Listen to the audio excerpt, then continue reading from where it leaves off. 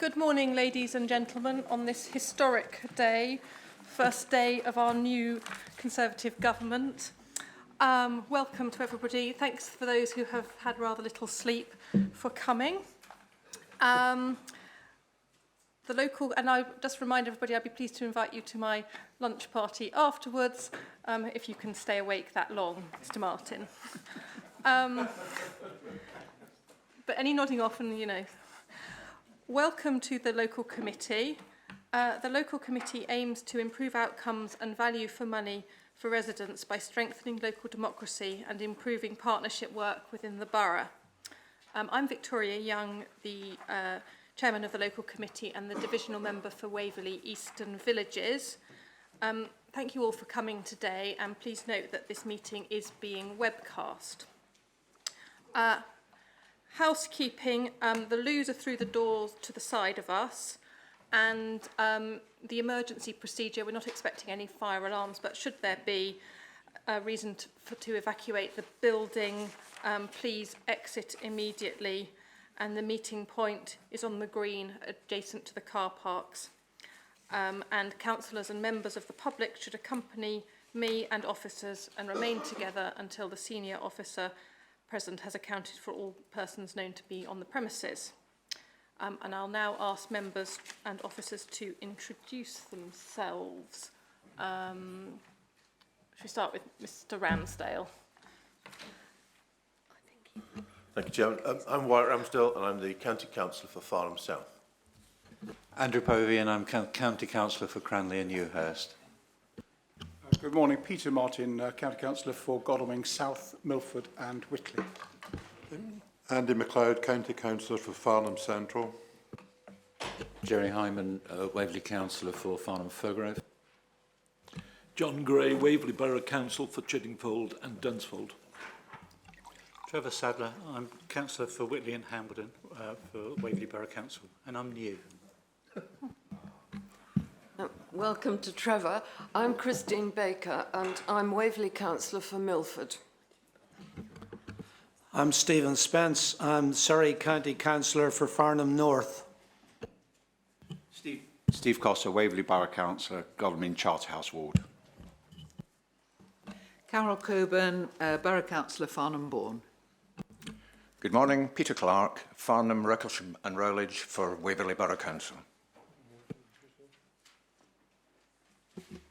I'm Frank Apicella. I'm the South West Area Highway Manager. David Harmer, County Councillor for Waverley Western Villages. Yvette Ortel, Partnership Committee Officer for the Waverley Local Committee. And Debbie Jones, Senior Countryside Access Officer for Surrey County Council. And last but not least, Mrs Rivers. Penny Rivers, Surrey County Councillor for Godalming North. Thank you all very much, and a particular welcome to Councillor Sadler, who joins us here for the first time today. Right, so we now start informal public question time, and I'm pleased to welcome questions from the public. Do we have any questions? Would you like to come down and use the microphone, please?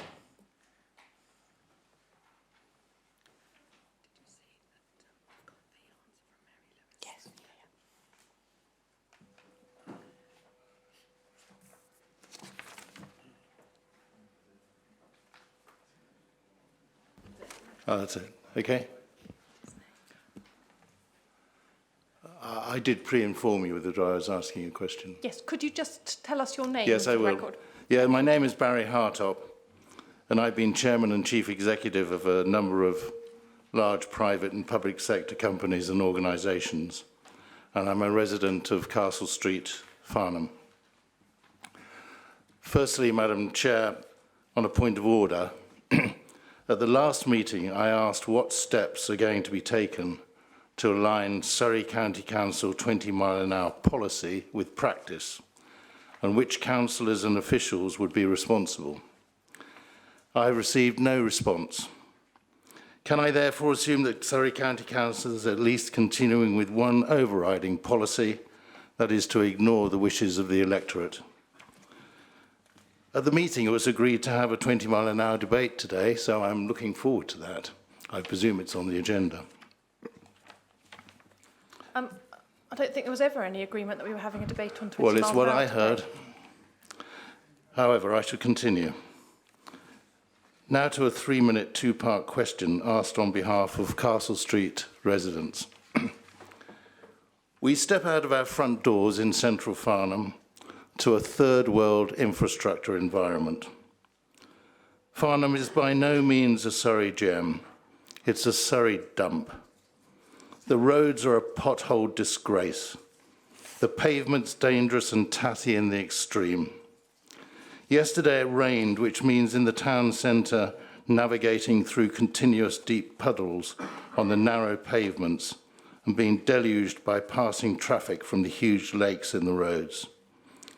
Protective railings damaged decades ago are still bent and rusting, apart from the speeding and polluting heavy traffic, which is made so much worse by huge lorries tipping into a nearby Surrey County Council landfill, which was approved without thought to the consequences for the Farnham electorate. It's a complete, soggy, filthy mess. The only saving grace being private householders fighting to make the place aesthetically better, but losing the fight to public sector indifference and to Surrey County Council indifference. We get on the bus to Guildford from a bus stop registering the highest pollution levels in Surrey. Hoping it's not yet another one of those days, the verges on the A31 are, at great expense, being mowed up to Bowling Green standards, and marvel at the lovely newly surfaced westbound carriageway. Until we reach Farnham Road Hill in Guildford, past the speed cameras we cannot afford in Farnham, and then into a new world. Can this be a Surrey town? Newly resurfaced roads, lovely cobbled high street, great relatively new parking, good pavements, etc., etc. Our political conspiracy antennae starts twitching. How can this be controlled by the same county council who have spent so very little in Farnham for years? So the first part of our question is, what has the highways expenditure in central Guildford been since 2010, compared with the highways expenditure in central Farnham, and which officials and councillors signed off the spend?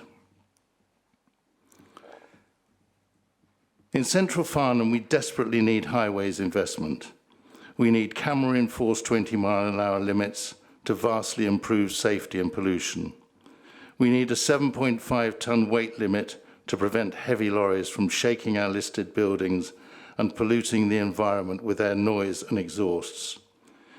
We need resurfaced roads to fill the countless poor surface repairs.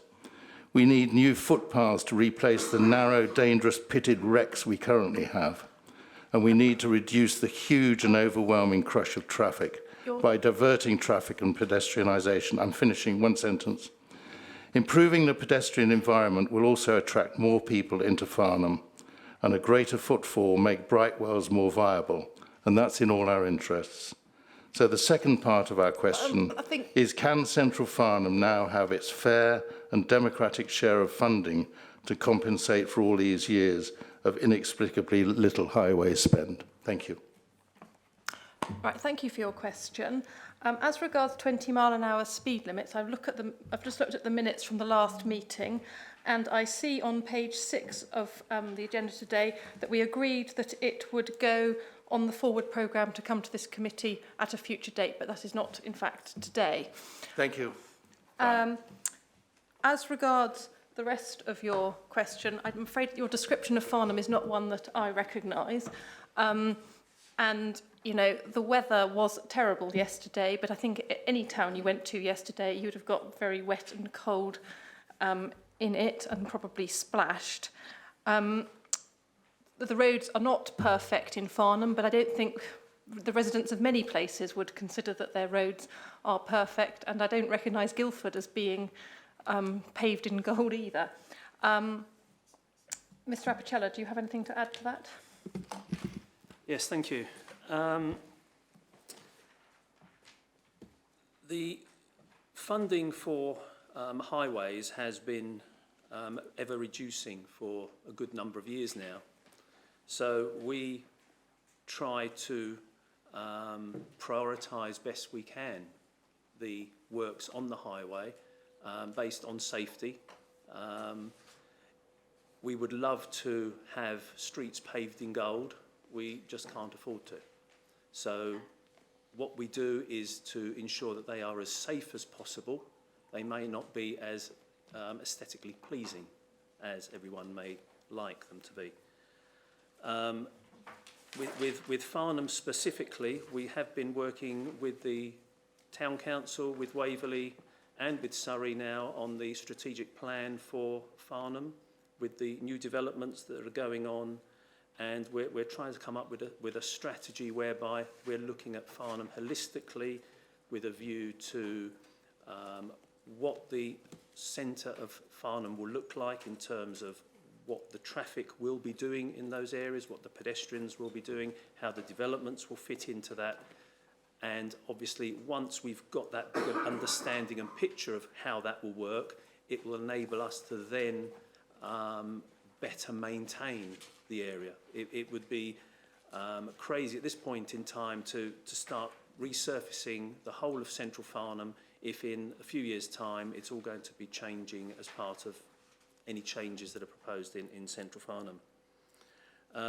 However, in locations where we know that the area has been very bad and we are able to carry out works, then we have done, and you'll have noticed in Downing Street we have recently re-slabbed all of that section of road, and we will continue to do that in areas where we know that the future will not change that part of the street scene as much as others. That's probably about as much as I can say. Oh, you did mention about the expenditure between Waverley, Farnham and Guildford. Guildford have in actual fact funded a lot of the schemes. You mentioned the High Street. Guildford funded the vast majority of the High Street, and they funded Tunsgate in its entirety. They are also looking to fund additional schemes in the town centre this coming financial year. So the borough have invested quite considerably into the town centre. But yes, the budgets are what they are, and we try to spread them as best we can. Thank you. Thank you, Mr MacLeod, and then Mr Wyatt. Mr Ramsdale, sorry. Thank you, Chairman. I'd just say I recognise Mr Hartlett's frustrations, and they reflect the comments of many other local residents as well. The thing I'll add to Mr Apicello's comments are that Stephen Spence, Wyatt, Ramsdale and myself have been working on this issue together for something like 18 months, and it does relate to the comments in the strategic plan, and we are hoping that things will happen over the next 18 months or so in Farnham. Things have to be done to make Brightwell a more successful project than it could otherwise be. And that was a valid comment that Mr Hartop made. So things aren't completely being ignored, Mr Hartop. We are going to do our best as the three Surrey councillors to make things improve. Mr Ramsdale. Could I just speak from a Farnham South point of view? And I thought you were at first being specific about all of Farnham, not just the immediate concerns of the town centre. And your 20-mile-per-hour comment. I mean, praise be to the officers that last week Rowledge got its 20-mile-per-hour scheme. You know, action is being taken, it needs to be organised, and I had a lot of strong participation from the people that live in the village wanting their road safety scheme. Speed cameras and VAS are happening all the time. I've got new ones on the A287 in the Bourne and the A325 in Recklesham in the last couple of years. But let me add to Councillor MacLeod's comments. We do have a near ready to move Farnham Town Centre plan, which the Farnham Society, Farnham Town Council, obviously the three county councillors and local architects had all bought into, and indeed the MP had bought into. But Waverley Borough Council has put a complete stop on it. It's not the county council that stopped it. Waverley are controlling something called a strategic plan. And what have they decided to do? They thought a quick win would be to introduce pedestrianisation in the middle of Farnham. Now, that's not what that plan's meant to be doing. It's now overtaking and stopping a near ready-to-go town centre plan.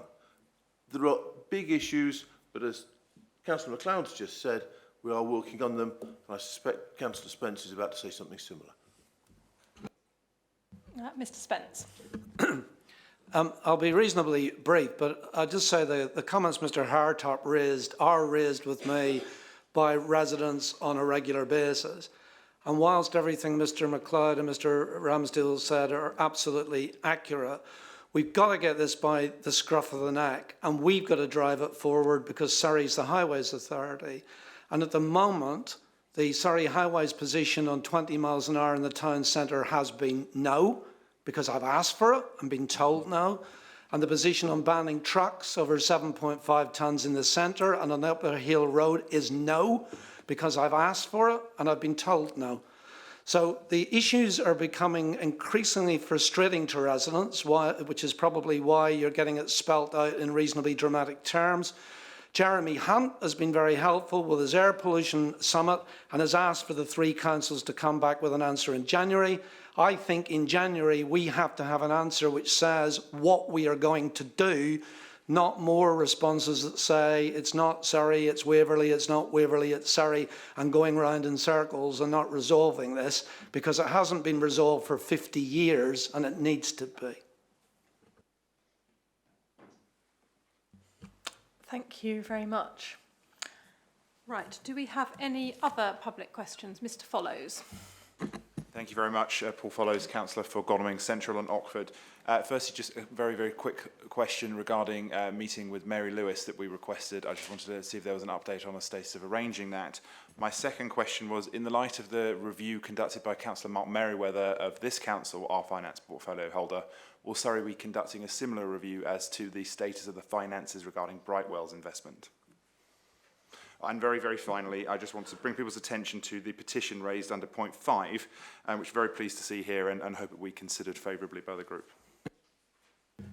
Thank you. Well, with regard to Mary Lewis, I was in touch with Mary earlier this week. She has sent me an email which says, as per my email on 2nd of October, she'd be very happy to meet with all Waverley councillors to discuss the new family centre model and implications for Waverley Borough Council. And it would also be very happy to discuss partnership working, etc. She was waiting for suggestions from you around dates and times for the session and has asked her support team to contact you to organise this. Now, she couldn't attend today because she was hosting a scrutiny visit and a recommendation 41 visit. Anyway, to cut through all of this, she's going to come to the next informal local committee and we're going to invite all Waverley councillors who want to come to it, which is on the 31st of January. As regards Mark Merriweather's review of finances, Councillor Merriweather did a review as to the financial viability of the Waverley investment into Brightwells. Considering the investment that Surrey County Council has made into the same scheme, I was wondering if there was going to be a similar review undertaken from Surrey's perspective. I have no information on that at the moment. We can... Mr Harmer? Peter. My recollection of what Mr Merriweather said to the Value for Money Overview and Scrutiny Committee was that he was using all of the figures that were available in the original scheme as approved by this council. So he didn't introduce any new numbers in that consideration. He just put a different emphasis on varying parts of them. As far as I know, I'm not part of the Surrey County Council decision making on this, but as far as I know, there is no such review proposed at this stage. Mr Harmont? Well, I was just going to say that I'm Chairman of Audit and Governance at County Council. We are looking at investments in property overall, some of which are done through subsidiary companies rather than directly by the County Council. But nevertheless, we're having a close look at those. And we've got a meeting next week where Mr Spence will be there because he's a member of the committee. He's told me he'll be there. So we'll be having a, but it'll be much of an overview, the principles rather than the detail of particular investments, because that's up to the subsidiary company. Thank you very much. Are there any other further public questions? Okay. If you have raised a question today and would like a written answer, please leave your contact details with the committee officer. If you wish to leave, please do so, although of course you are very welcome to stay for the remainder of the meeting. So I will now continue with the formal agenda of the local committee. Item 1, apologies for absence. We've received apologies from Nikki Barton, Mark Merriweather and George Wilson. Item 2, the minutes. Please, can members agree that the minutes from the 27th of September are accurate? Agreed. Many thanks. Item 3, declarations of interest. Please, could members declare any disclosable pecuniary interest in respect of any item that is being considered today? Okay, moving on. I've got no chairman's announcements. Petitions. We have received a petition from Beth Pinkerton Smith. Are you present? You may speak for up to 3 minutes on your petition. Thank you for having me here. So 7:25 this morning, I was at my cars where we park on the Portsmouth Road, just swapping over car seats from my husband's cars to my car and just swapping the two over. During that period, the number 71 bus on its way to Milford ploughed into my open car door and continued to drive on with failing to stop, causing considerable damage. So if anyone knows how could help me with that, that would be great. Just highlighting the daily dangers that residents on the Portsmouth Road are facing. Thank goodness I wasn't carrying my baby and putting my baby into the car. Anyway, so I've come here today for your support on the matter to help improve the safety and potentially save lives in my community. Since moving to the area 5 years ago, I've been severely concerned with how dangerous Portsmouth Road is, particularly between flat 1A, just past the car wash, up to Primrose Ridge. This is a residential stretch of road, but here, over half the cars and bikes exceed 30 miles per hour, the 30 miles per hour speed limit. When driving 30 miles per hour myself, I'm often overtaken. I've counted 2 cars this week that have overtaken me in that 30 miles per hour zone. And at night, cars, the boy racers speeding through, the lorries drive at ridiculous speeds, causing the foundations of the houses to shake, causing us to wake. And the speed and quantity of cars makes crossing the road feel like a white knuckle ride. With 4 of my direct and immediate neighbours, as well as myself with young babies, we find crossing the road with a pram a daunting experience. And only yesterday on my way to vote, I had to wait 5 minutes in the rain to safely cross. Over the years, I have been reporting dangerous incidents to the police and the council, but I've often been fobbed off by the terrible excuse that the spacing between the lamps sufficiently indicate that the road is a 30. Now, I quiz people on this often. Nobody really seems to know this. And there's just no signage anywhere to say that the road is a 30. It's just not sufficient enough. And as in my meeting with Adrian Selby, he recognised that the problem with the road is it doesn't look like a 30. However, so late last year, I watched my husband, baby and dog come far too close to being wiped out by a car appearing round the corner at well over the speed limit, narrowly missing them by braking to a skidding stop. And I can assure you the road was completely clear before my husband crossed. You don't take chances when you're a new parent of a 3-week-old baby. So since then, I've made it my decision not to stop until something is done to improve the safety of our community. So while on my mission going around the community to see if it wasn't just me feeling like this, I met with Richard Ashworth, who happens to live on the road too. And he was very much in support of this, and he's supported me in gaining the signatures needed to appear here today. We had an overwhelming response with nearly 200 signatures. I know they weren't accepted because they were online, but we did have 200 people outcry to say that the road is dangerous. And I've had an overwhelming response from my community as well. So in fact, while seeking out the support, the very first house I approached on Croft Road, the road that's parallel to Portsmouth Road, I met with Juliet Wolfe, whose concerns regarding the safety of the road had led her head out 2 days prior to my arrival to see her, that she'd created her own petition. So the residents of Croft Road struggle every day attempting to safely pull out onto Portsmouth Road as cars come round the blind corner at ridiculous speeds. In fact, I've seen many collisions on that corner. So even the community around us are crying out for safety measures to slow cars. And we know there's 2 big developments coming, the golf course and the Oxford Bridge, and I can guarantee that it will be Portsmouth Road that is used every day by those new residents. And we know there's going to be funding from those residents. So to finish, the Portsmouth Road is the main road for people coming in and out of our town. So it really sets the character of the place we're proud to call home.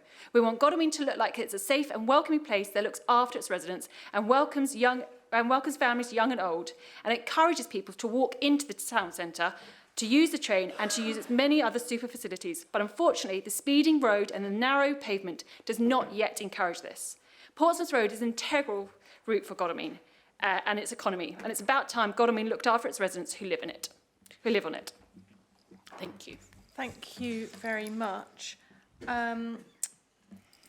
Martin, I think this is in your division. Would you like to say anything? Thank you. Beth, you might want to turn your microphone off, by the way. Thank you. I do recognise all of the problems that you outline. It's a problem that we have in most of the roads leading into and out of Godalming. Chardhouse Road was a difficult road. It's slightly improved from where it used to be. I had hoped by now we might have a VAS sign put in, but I haven't got the funds, and there weren't any funds available from elsewhere, but we'll try to get that as quickly as we can. The answer, of course, is partly to do with the police. I know that you've been in contact with the police, but the police are responsible for enforcement. Now, I had hoped that perhaps the highways engineers might be able to come up with some interesting ideas, but they haven't been able to thus far. I think we'll have to keep a watching brief, but I do understand the issues. Thank you. Thank you, Mrs. Rivers.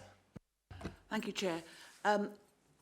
Well, I've long advocated 20 miles an hour in this community, and perhaps this is something that we could take to a future agenda, as it says on page 10, and a future agenda very soon, please. Mrs. Baker. Thank you, Chair. I think this problem is in my ward. I know very well just how dangerous it is and how difficult it is to cross the road. I don't know what we can do about it except to install a pedestrian crossing somewhere, which I think it may improve the driver behaviour to some extent, and I think we really have to look at everything that is wrong with this particular stretch of road and come up with some answers, because it can't be left like that. It is just too bad. And all I hear if one raises concerns about traffic problems in Milford, I mean embracing flooding problems at Station Lane in that category, is that there's no money. Well, I'm afraid money has been found for other things, and Milford should just not continue to suffer. So I totally support the plea of the Milford resident. Thank you. Thank you very much. Mr. Apicella. Thank you. I'm sorry to hear about your incident this morning.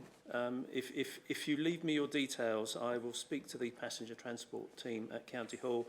They should be able to get the details of the driver for that particular route at that time. And yes, obviously he should have stopped, and the police will be able to do something about that. With regards to the speed limit, yes, you are correct. It is 30 miles per hour, and the street lights do, and it is in the highway code. Well, it's not about the licence. You know, in London, for example, all their roads are 30 miles per hour, and they don't sign them. And that's the whole principle of the speed limits, is that you sign other speed limits that aren't 30. If it's 30, by virtue of a system of street lights... But it's not working. No, but that is, all I'm saying, that's what's in the highway code, and that's the law. At the end of the day, Surrey County Council are not an enforcement authority. We rely wholly on the police. We just want 30 signs, something, so somebody, nobody knows it's 30. My friends who know how passionate I feel, they have to remind them. Sorry, I'm not doing it. As we've suggested, and as Peter has already mentioned, we're hopeful that if the money is available next financial year, that a VAS sign strategically located along that route may help. It may deter some drivers, and it may also help the police enforce along that section. In terms of pedestrian crossings were mentioned earlier on. I don't know if that is the answer, but if crossing that road is an issue, then a pedestrian crossing can be added to the ITS list, but obviously it will then be down to this committee to prioritise in line with all the other schemes that are on this committee's priority list. Ultimately, it comes down to driver behaviour, and as Peter also said, it is it occurs in all roads, in all areas, and it is a difficult one to try and combat. We don't have the answer to it all, but traffic calming in every road is not obviously the answer. It is the main road going into Godalming from Milford, so it is an integral road to the Guildford economy, so we shouldn't be overlooked. We're an essential road, so we should be supported. Thank you. Thank you. So the recommendation on page 11 is to note the officer response and the suggestion for the introduction of a vehicle-activated sign to be funded from Peter Martin's committee allocation for 2020-21.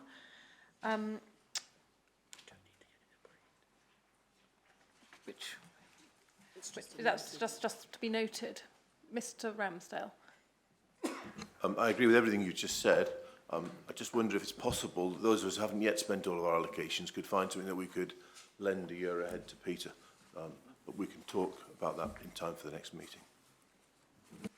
Yes, Mr. Martin. Yes, we've just been doing a little horse trading on the side, and if we can find a way of doing that, that would be rather good to at least get the VAS sign. I do understand the problem. I mean, many people complain about 30-mile-an-hour limits and that there's no signage. That's not just a problem here, it's a problem everywhere, but the national rules are the national rules. However, if we can get a VAS sign, and indeed if we could get 2 VAS signs, that would be a tremendous step forward. But it sounds as if we might be able to get a little faster progress on that, subject to whatever I can get agreed with Mr. Apicella in the back corridors. Thank you. Well, I'll be happy to support any arrangements that we can come to if that can be done. I'll leave you to discuss. Thank you. Moving on now to item 6, written public questions. We've had 2 public questions. The first from Councillors Seaborn and Darcy. Councillor Seaborn, you'll have seen your answer on the supplementary agenda. Would you like to ask a further supplementary question? Thank you, Mrs Young. Councillor Darcy and I welcome the thorough response. The officer section addresses the symptoms by neatly describing the traffic on the A281 in our area. It's disrupted for emergency repairs by either Thames Water or Southern Gas Networks approximately once every 6 weeks. And your response shows a will to try and start work on a solution. So we have a supplementary question to add to what's been covered based on the relative ease at which some useful data to categorise the scale of the problem has been supplied. Can we ask that before Thames Water and SDN appear before this committee, should they choose to accept your invitation, officers provide us and members of the committee with the following additional background data. Firstly, it seems to us that the frequency of emergency repairs has increased over the last 12 months. So can we have it confirmed if the data actually support that perception or not? Secondly, can officers confirm exactly what length the 281 is covered by the data supplied for the SGN and Thames Water stoppages. And thirdly, for completeness, can we also know the comparable emergency repair figures for BT and UK power networks? 2 weeks ago, BT had 2 sets of traffic lights disrupting traffic in Bramley at the same time for emergency works. So Thames Water and SGN, which probably have the greater scale of infrastructure renewal to address, are by no means alone. So thank you for the opportunity to bring this significant issue to your committee. Thank you very much for bringing this. And I think the question of street works, and in particular on this stretch of the A281, which is in my division, is a matter of serious concern. Thank you, Mr. Seaborn. Now moving to Whitley Parish Council. You'll have seen the answer to your question also on the green paper. Would you like to ask a supplementary question? Thank you. Firstly, thank you to Frank for his comprehensive response. We understand that preventing traffic collisions gives the highest weighting for schemes, but we're surprised that none of the other categories mentioned in the Integrated Transport Scheme Assessment list give this scheme a positive score, particularly under accessibility, which includes promoting public transport, encouraging walking and encouraging cycling. This is the route to Milford Station, and currently pedestrians and cyclists are unable to or are too frightened to use it in wet weather. Whitley Parish Council would therefore respectfully ask for this assessment to be completed again. Secondly, Frank advised that this site forms part of the Wet Spot programme, and Whitley Parish Council would like to request an explanation. And we note that the site scored a medium score of 107. We would like to request an explanation of how this score was calculated, please. And finally, we note that the structures team have recommended preliminary work on drainage around the bridge. Would you expect this to be scheduled for completion under the maintenance budget as soon as the ground dries out, or will we have to wait for funding to become available and for us to reach the top of the priority list for this maintenance work to be undertaken? And sorry, there's just one small point as well. I note that Frank's report referred to schemes obviously being scored using a weighting system focusing on safety collision reduction. There was a recent incident on Milford, on Station Lane, where a pedestrian was hit by the wing mirror of a car, and the police are aware of that. But I think that probably relates more to the pavement, the width of the pavement. I think that might be something we might need to revisit at a later date and perhaps come back with a formal question on that. Thank you. Thank you. Thank you, yes. We do reassess the scoring every year in line with the accident data that is provided to us. So that particular list of schemes will be reassessed for its scoring and for any schemes that have been either completed or added to that list. So on an annual basis, that will be reassessed and then brought back to this committee. I think the other questions regarding the priority list, in terms of accessibility, yes, we can again re-look at that. The problem is principally, and I think I did try to attempt to say that probably very poorly in the response, is that this particular assessment is, as you'll see from the weighting, is safety biased. We used to, on the old system, take in maintenance. It now looks at economy and environment rather than the maintenance. So maintenance is attempted to be looked at elsewhere. It's not really a list that attempts to deal with maintenance issues. And I know that Peter did try to keep that scheme on this list because he felt it was important. It has been kept on the list. However, I don't think in reality it will compete favourably with the other schemes because they do have that safety element to them. So it will always sit at the lower end of the priority than some of the other schemes on there. Having said that, I did mention that it is also on the wet spot list. That is schemes that score quite highly, and it's above 100, I think is the weighting that they give it. Any scheme that scores over 100, our resilience team look at those projects and look to fund them and design a solution to them. So it's currently with them for resolution, and as I've said, they have already carried out some investigation with the structures team, and I am aware that the third bore is quite compact with silt, and we will need to attempt to remove that from that third bore. The problem is, as I said, this time of year, the land is very, very wet. An attempt to try and do that from the roadside is impossible. So we have to get onto the land with heavy machinery, which this time of year, with the levels of the water as high as they are, it would not be possible. And any road closures would need to be there for quite a period of time if we attempted to do it by any other means. Thank you. Thank you. Mr. Martin, first of all. Thank you, Chairman. 3 points. This is on the ITS scheme. How it has been a bit academic because we've had so little in the way of funding to put towards any of the ITS schemes, even those which are at the highest point that they can possibly be. So I have fought to make sure that it does stay on, and will continue to do so. And if we can get it reassessed and maybe lifted a little so that if and when money does occur, then it helps, and that's the sort of discussion that we've had.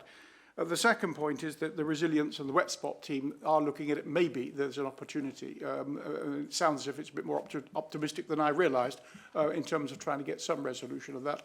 And the third point that I'd make, of course, is that we have the Milford Golf Course scheme for extra housing. Whether we like that or not is relevant, but it's got outline planning permission. There is some Section 106 money which is devoted to trying to improve things. But of course, when we get the detailed planning, if it does come along, then there's another opportunity to get some improvements there. So I think there are 3 things. Between the 3, we might, I hope, get some sort of improvement. Yes, hello, Mrs. Clark. No, so Baker. Baker, I always have a problem with your name. I don't know why. It's confusing, Madam Chairman, because I used to be Christine Craig, and I know that causes complications. But it's Baker now. Anyway, not to be quite so jolly, I'm wearing a Christmas jumper, but this whole scenario makes me very angry and not very Christmassy. I have a number of points to make. I think the first thing I'm going to do is to pick up on Councillor Martin's point about the golf course scheme. We have no idea when that is actually going to be up and running.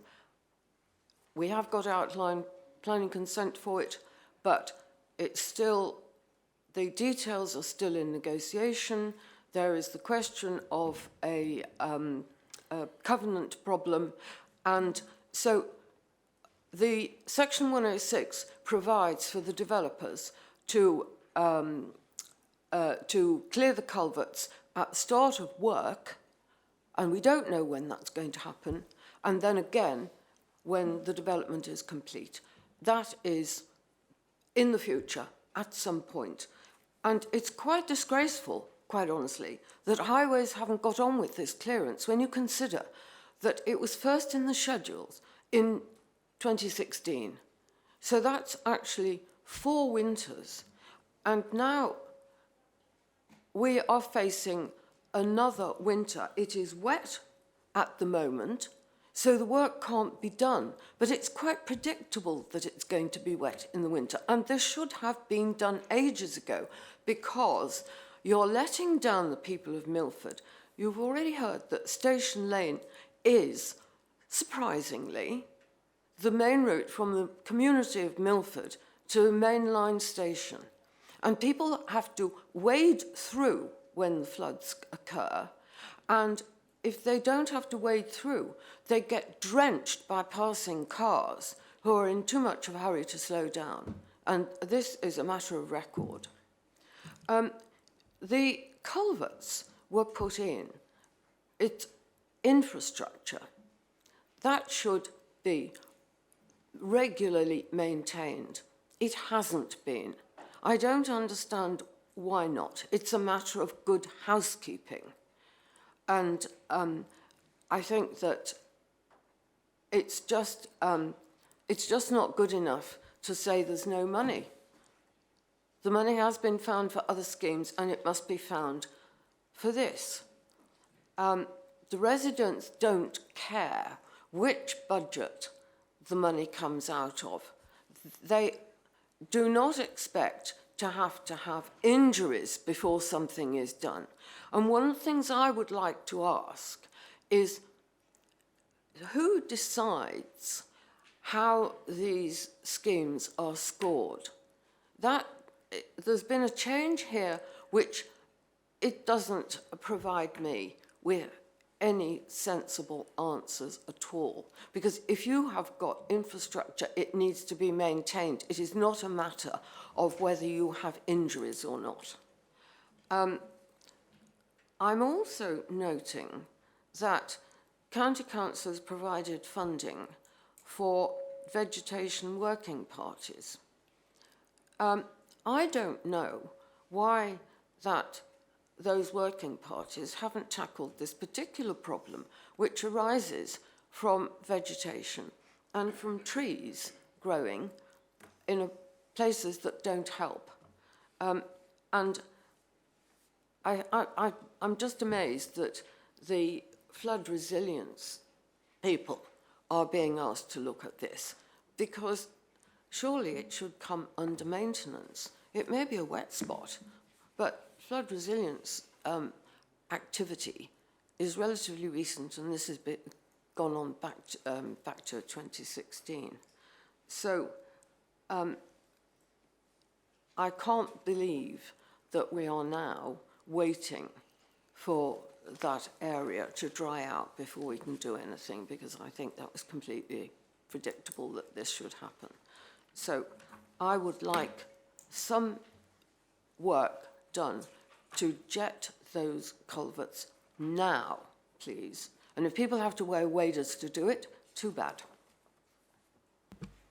Thank you. Now, I do understand your, deep frustration at this matter, but I'm afraid all over the county and my division, there are these sort of problems. And unfortunately, we just don't have the resources. I know it's boring to hear.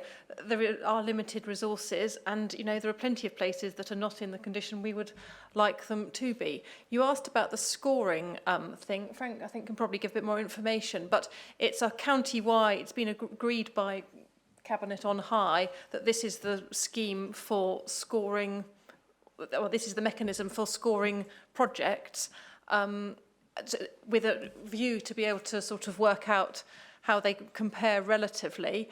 I'm sorry that you don't like, it obviously has an emphasis on safety, which doesn't help this particular one because it's more of a sort of maintenance question.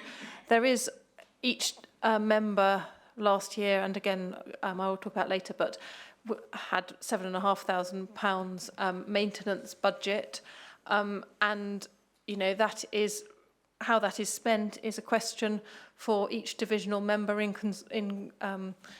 conversation with the highways team as to how best they think that should be spent. Frank, do you want to say anything more about it?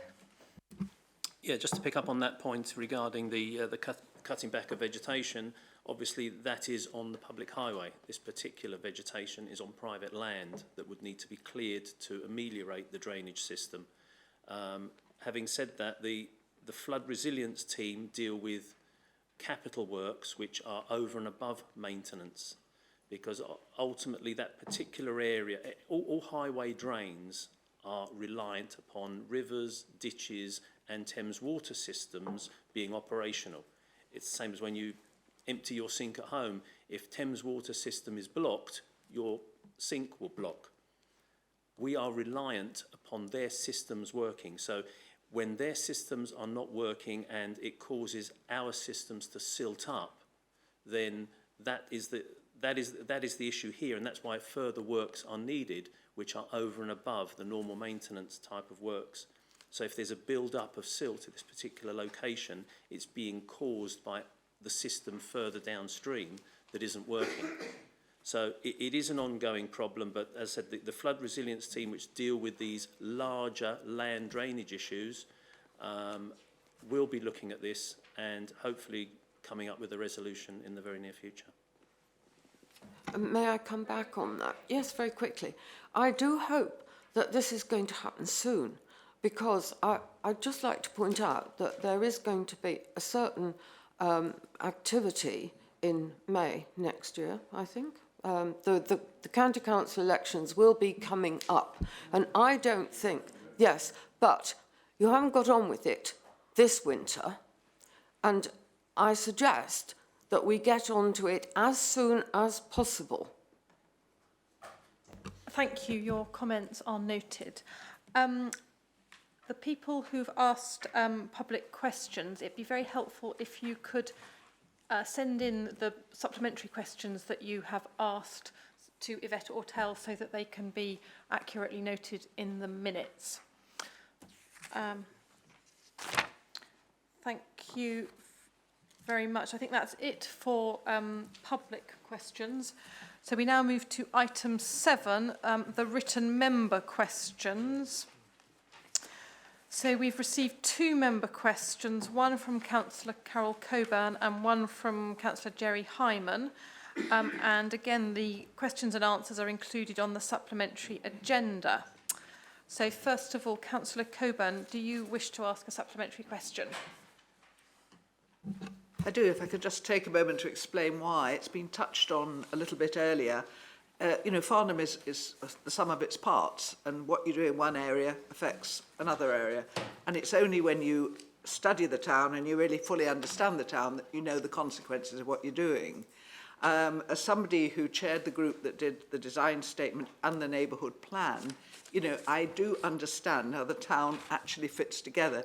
Not because I'm particularly clever, but all the residents of the town have told me over the years how the town fits together. So when I ask this question, I ask it with that background, because I was horrified to see that Hickley's Corner was another thing that may or may not happen to Farnham without any discussion on the general impact of it. So my supplementary question really is very, very simple. I would appreciate, if possible, details of that meeting that is mentioned at the end of the response. It's not very clear whether the meeting was called to discuss the scheme or whether the scheme was sort of mentioned in passing at a meeting. I'm not aware that Farnham Town Council has been invited to a meeting on this scheme, and I'd be grateful to know who actually went to the meeting that's mentioned at the end. And my second question is, will somebody please come and speak to Farnham Town Council, or anybody in Farnham for that matter, about this? Because really we're feeling very left out for something that's going to be, well, it's going to have such a big effect on our town in every sense. So that's really all I want to say. Thank you very much. And if I can't get any answers, then I just hope the county councils will start fighting for Farnham in Waverley, in Surrey, sorry, rather than fighting for Surrey and Farnham. Thank you. Mr MacLeod. Thank you, Chairman. I think Councillor Coburn's raised a very important point in bringing up the Hinckley's Corner scheme. I can add a little bit from my knowledge of the meeting. I couldn't attend this meeting myself, but it was attended by Ian Lynch, who's the town clerk, and by John Neal, who's the current leader of Farnham Town Council.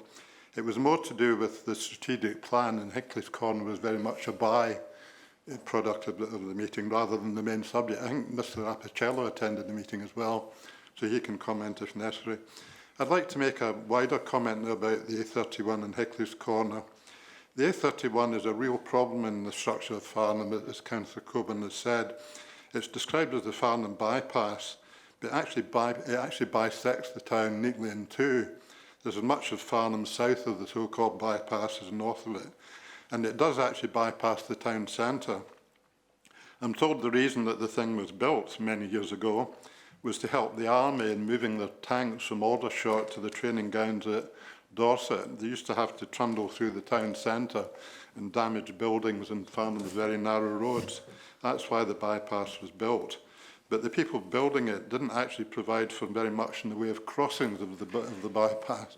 There's only two ways of crossing the bypass. One is at Hinckley's Corner itself, and secondly at the Firgo Bridge, and both have serious problems. The bypass actually runs parallel also with a railway line, which also bisects the town, and there's a level crossing it just very close to Hinckley's Corner. And it so happens that the River Way actually runs parallel with both the bypass, so-called bypass, and the railway line. So that this is a real problem. And I actually welcome this revival of the potential Hickley's Corner scheme in order that it can be properly discussed, actually. I think it's a £100 million scheme, actually, and the fact that it's been put on the table as a possible scheme for Farnham is something we should welcome, because, in fact, the other problem with the A31 is that it gets very regularly clogged up, and it's actually going to get worse. There's actually something like 25 to 30,000 houses due to be built within 6 miles of Farnham.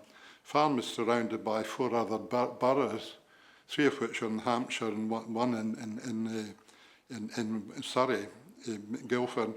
And there's plans in all of these boroughs to build a lot more housing, and that's going to make the A31 worse. And one of the problems with the A31 is when it does get clogged up, and it does regularly, traffic diverts through the town centre. So if we're actually going to improve Farnham, we have to do something about the A31. Whether this is the right scheme or not should be open for discussion and should be fully discussed in lots of public consultation, as Councillor Coburn said. I could actually go on about this a lot longer, but I won't actually, to allow other people to have a say. But Councillor Coburn raised a very important point, and she's absolutely right, there needs to be extensive public consultation. Thank you. Mr. Hyman. Thank you, Chairman. Well, yes, I do thank Carol Coburn for bringing this up, and it's a good time to have done it. I had a meeting with the Chairman, which she kindly put together, and Vice Chairman some weeks ago, and with Surrey Modelling, and obviously the concern here that we've got in the last paragraph is that although the Transport for South England have prioritised it, it says that at this point no business case for funding has been made. Well, you know, we had the idea of an A31 Hickley's Corner solution being the answer to our problems from the East Street scheme back in 2002, 2003. It was effectively a promise that this, and yes, we remember it well.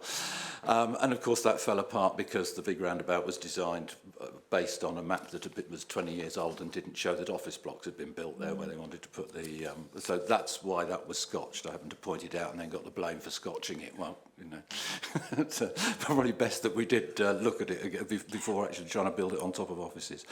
I don't know whether this is different or not, but the fact that if it says no business case of funding has been made, we need to know whether whether we intend to make that business case and how we're going to do it. I mean, if we jump to the end of this page, which if you've read your papers in advance, if there's going to be no traffic modelling done of Farnham, if we're not going to be able to predict what goes on with our, you know, or the likely outcomes of all of the development that Councillor MacLeod has mentioned in the area, and all of the town centre improvement measures, which were talked about earlier, if we're never going to actually assess these properly, how can we make a case for business funding, for a business case for the funding? If we're never going to admit that what we're putting in place now is going to be a major problem for the local economy, what are we going to do? Stuff the town completely and then decide that maybe we'll do something about it after we've killed the town?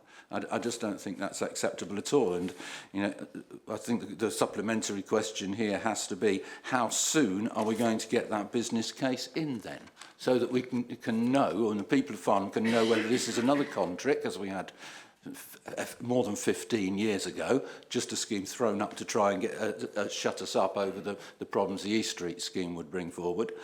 Or you know, are we going to actually ever get any funding for Farnham? We've got to put this case forward, the business case forward, and as far as I'm concerned, the most important business case for it comes from the question we've got to the answer that we've got to the next question. So when we move on to that, I'll say a little bit more, if you don't mind, Chairman. Thank you. Mr. Harmer wanted to speak. Well, first of all, I just wanted to assure Councillor MacLeod that it's not an accident that the 3 forms of transportation go in parallel. The river was there, not much we could do about that, and the Farnham developed because the river was there, as it did. And then what happened was the railway came along and it followed the rivers everywhere. Across the country, the same thing happens. So you'll usually find that the railway is parallel to an existing river if there's one that's reasonably straight. And then when the roads came along to supplant the railways to a large extent, naturally they behave in the same sort of way. So it's not a surprise that they behave like that. What I wanted to say really was, in terms of the discussion of this particular question, surely it's essential before anybody goes producing a business case to get a reasonable degree of consensus in the town as to what it is the business case should be trying to achieve.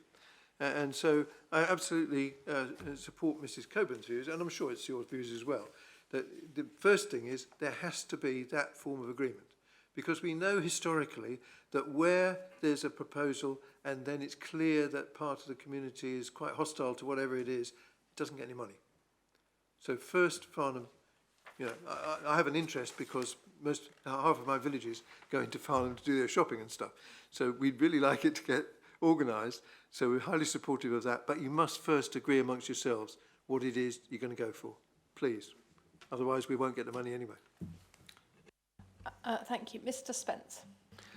And also briefly, how that business case and what you want to do at Hickley's Corner links to the other issues, such as the ones raised by Mr. Hartop, so you reach a holistic decision for the whole town, because I don't know the whole history of Hickley's Corner, but it seems to me it has sat on a list for several years and it has moved up that list on its own, and suddenly there's £100 million could possibly be put together when Frank doesn't have threepence halfpenny to fix anything, which seems quite bizarre.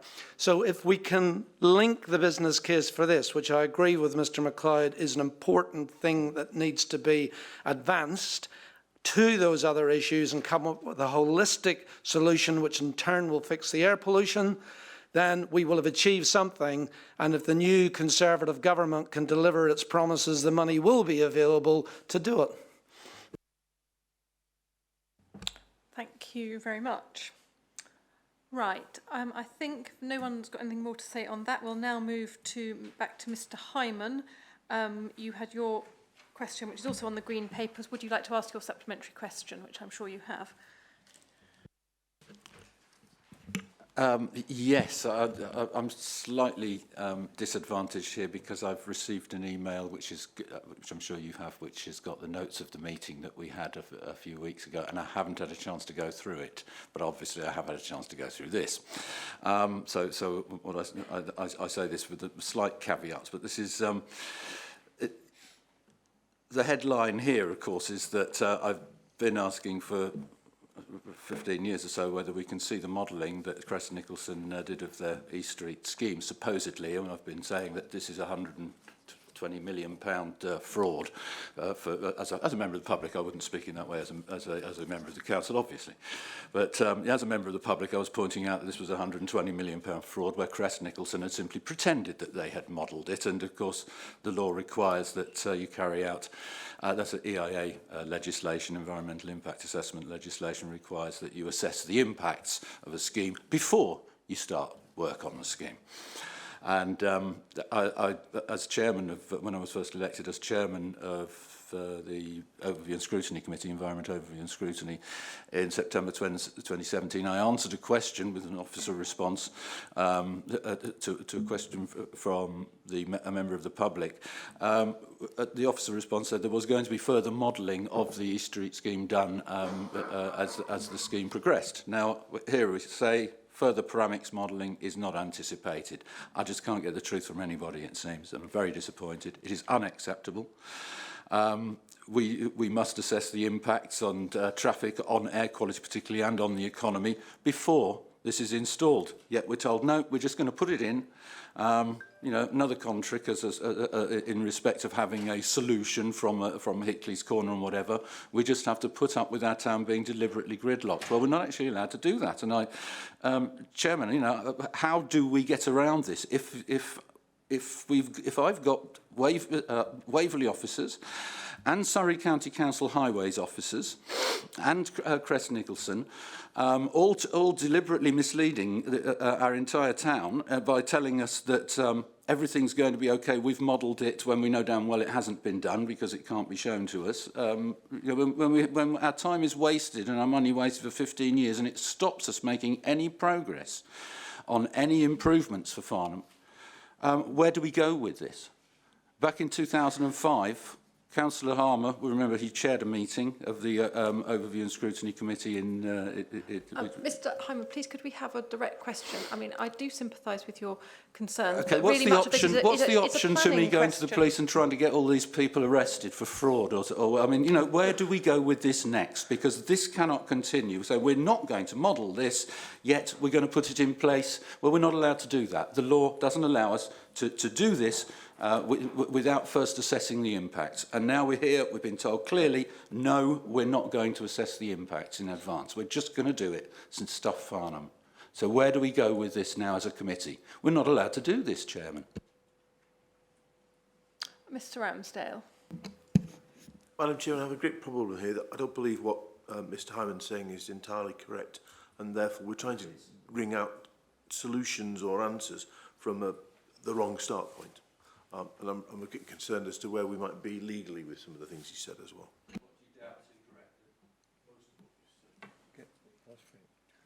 Well, as a matter of history, the facts. Okay, Mr Apicella, please could you comment? Well, I think we've had this similar debate on many occasions, and a lot of the issues are relating to planning. I don't see at this point in time, when a lot of these things have already received planning permission, that we are in a position to go back and change any of it. Okay, right. I think we've had plenty of time now for questions. So I'd like to move on to item 8 on the agenda, which is on page 13 of the paper copies.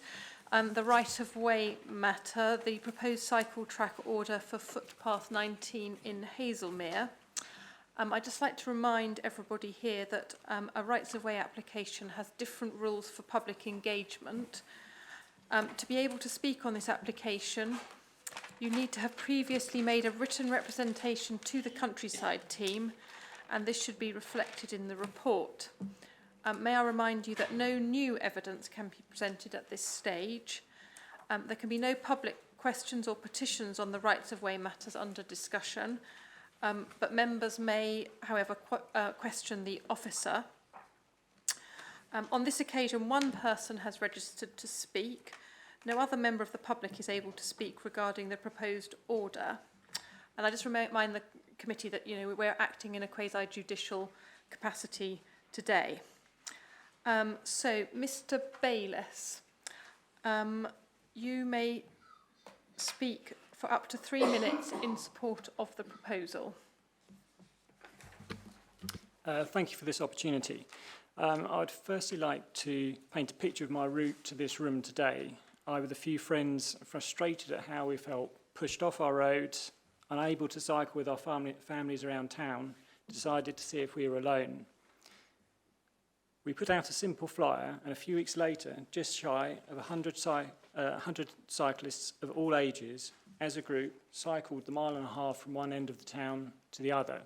Clearly, we were not alone. There are a lot of people that feel the same. It was wonderful to be part of a group cycling safe and surprisingly chatty, as the oppressive road noise was replaced by, well, nothing really. It was a window on Hazelmere 100 years ago. I have no illusions that the conversion of footpath 19 will deliver this permanently. I do not think that suddenly vehicles will slow down or even vanish. But if cycling is to increase, we have to start somewhere, and this is a start. Encouraging cycling is widely endorsed by the public and their elected representatives, right up to the leader of this country. Policy has been put in place to this end. If we look at where cycling has increased, there's never been a spontaneous shift from the car. Certainly training, bike availability and ideological arguments are critical, but never are there shifts without investment in infrastructure. There is plenty of supporting evidence for this from the large cities like London or Leeds, but even locally there is a scheme in Farnham did have some success. For cycling, the old adage, build it and they will come, has frequently been proven. Currently, people do use the path 19 for cycling, and it is demonstrated by the comments to this committee. But it is in effect discouraged. It is discouraged because it is not marked as a cycle path. There is no signage, it is narrow, and it is on no map. I believe the proposed changes make it safer for all. The most likely cycle users are locals and families on short journeys, not the sports cyclists in groups. If speed is the concern, I think this is very unlikely. I do not believe cyclists will be able to build up any speed along this path, and it is only a short and has a couple of curves which naturally invoke slower speed. I myself am passionate about many environmental issues, and if I thought this were going to damage wildlife in any way, I would not be supporting it. After the mass cycle, we surveyed the participants. The key concerns raised over and over again were traffic speed and narrow roads. The key demands were slower traffic and segregated routes. Cycle lanes were popular, separate routes more so. This path conversion is the first piece in the puzzle of the preferred segregated routes. For me, this small change is symbolic. It represents the future of the town. And, a negative decision or delay would be deeply frustrating. It says car is king, cycling is for other towns. Conversely, I believe support would be energising, and the public want to cycle, but they are scared for themselves and their families, and this change would suggest a better future. I urge the committee to agree the change today. Thank you very much, Mr. Bayliss. So I'd now like to welcome the Officer Debbie Jones, who will present the report to the committee. Thank you, Chairman. And thank you to Mr. Bayliss for speaking in support. This report seeks a decision to approve the making of a cycle tracks order to convert public footpath number 19 Hazelmere into a cycle track. The County Council has powers to make cycle tracks orders over the routes of footpaths. I held a site meeting with a number of parties back in August, and since then I've received a number of representations for 21 emails in support, or plus another one received since the report was written, and a number of objections, 9 objections, which is why the report has come to committee for a decision. Mrs. Nikki Barton, County Council for Hazelmere, has promoted the making of the cycle tracks order and offered funding to make some improvements to the route, including on the narrow sections for signing and improvements to the surface. The making of the order would formalise cycle rights on the footpath, giving cyclists a statutory right to use it. Waverley Borough Council, as the landowner, has no objection to the proposal, and I've walked the route with an officer from there just to discuss some of the works that we would undertake, and he was happy with that. So the recommendation, my recommendation in my report is that a cycle tracks order is made and advertised, and if objections are received, it should be submitted to the Secretary of State for Transport for confirmation, but if no objections received, it should be confirmed. Thank you. Thank you. Now, first of all, Mrs. Barton is at a family funeral today and has asked me to read a statement that she wanted to make in support of this application, and I'll then be happy to hear from any other members who have any questions for Debbie. So Nikki says, the proposed cycle tracks order on a section of footpath 19 is an initiative that has support from Hazelmere Town Council, Hazelmere Vision, Hazelmere Community Rail Partnership, in partnership with the Surrey Hills and Cycling UK, and Transition Hazelmere. It is identified as one of the opportunities in the submission draft neighbourhood plan.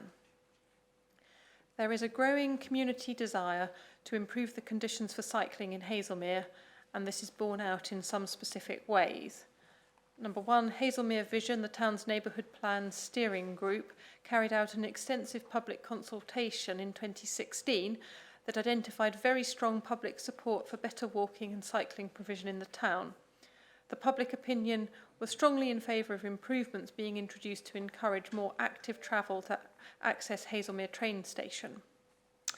2, Hazelmere Community Rail Partnership commissioned a station travel plan in 2016 that also identified a public desire for safer routes to and from the station in order to reduce the dependency on the private car. Thirdly, Transition Hazelmere partnered with a local cycling group in the summer of this year to organise several mass bike rides involving a wide cross-section of cyclists, including families with younger children. Associated press releases called for improvements to Hazelmere's cycling infrastructure. Hazelmere Town Council has recently declared a climate change emergency, and one of its stated aims is to promote more sustainable transport modes. Cycling in Hazelmere is extremely challenging for all but the experienced, confident cyclist. The main routes through the town are in many places narrow, with no space to accommodate a separate cycle lane. Key pinch points include Foster's Bridge near the station, the Way Hill shopping area, and the high pavement section of Lower Street. They are all particularly hazardous for cyclists. Very significant funding would not be required to address these challenges, funds that are currently not available to members of this committee. A creative approach is therefore needed, and if we are to improve cycling in Hazelmere within the existing physical and financial constraints to encourage wider and safer participation, an opportunity does exist in the form of the network of paths, both formal and informal, that crisscross the town. The strategic vision of the group supporting the proposal today is to use these paths, linking up with some quieter roads where gaps exist, to create a safer, integrated network of cycle and walking paths. This network would provide links between and among residential zones and key community assets, including our schools, health centre, sports centre, library and shopping areas. The plan is to work with the Surrey Highways and Countryside teams to direct funds as they become available to upgrade sections of path and the linkages that create this network. The proposal for consideration today and set out in the committee papers is to upgrade a section of footpath 19 via a cycle tracks order. This marks the first piece, so to speak, of this jigsaw of a town-wide cycle and pedestrian network.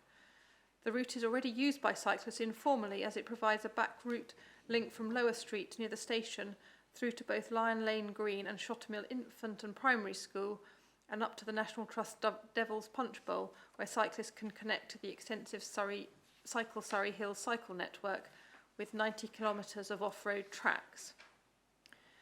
A criticism of the proposal that has been received by officers is that the cycle tracks order creates a small isolated section of cycle route. As explained above, this is intended to mark the first section of a wider strategic network of interlinking paths, which will be improved and upgraded as and when funding amounts become available. The vision would then be to upgrade the next section of route from the end of the proposed length of path to link it with both Shottermill Infant and Junior schools as the next piece of the jigsaw once funding is secured. Both heads are working hard to promote safer routes to school and more active travel by pupils and parents so as to reduce parking and congestion, as well as to improve air quality and safety issues around their schools.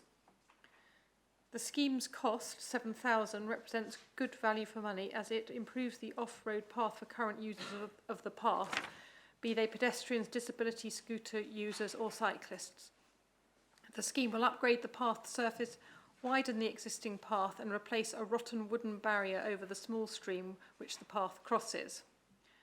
The Surrey Highways and Countryside teams have assessed the scheme thoroughly and confirmed that when upgraded the path will accommodate both cyclists and pedestrians, with signage to encourage mutual respect by all path users, and cyclist dismount signs will be installed in front of the bridge over the stream. The path will remain on the definitive map, retaining footpath status, and the proposal is not opposed by the local Rambler group. Looking ahead, Waverley have plans for a housing development on the current youth campus site adjacent to this proposed upgraded section of path, which would therefore be directly accessible to residents in the new homes. And that is all that Mrs. Barton has to say on the subject. I note a number of people wish to speak. First of all, Mr. Harmer. Thank you, Chairman. I'm technically, though not culturally, a citizen of Hazelmere. I live in Hindhead.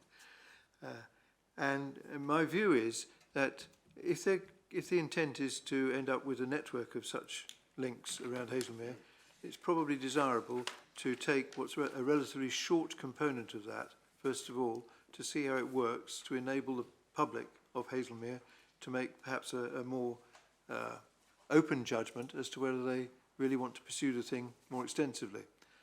So it would appear that there is a general support from the citizens of Hazelmere town, rather than my little bit.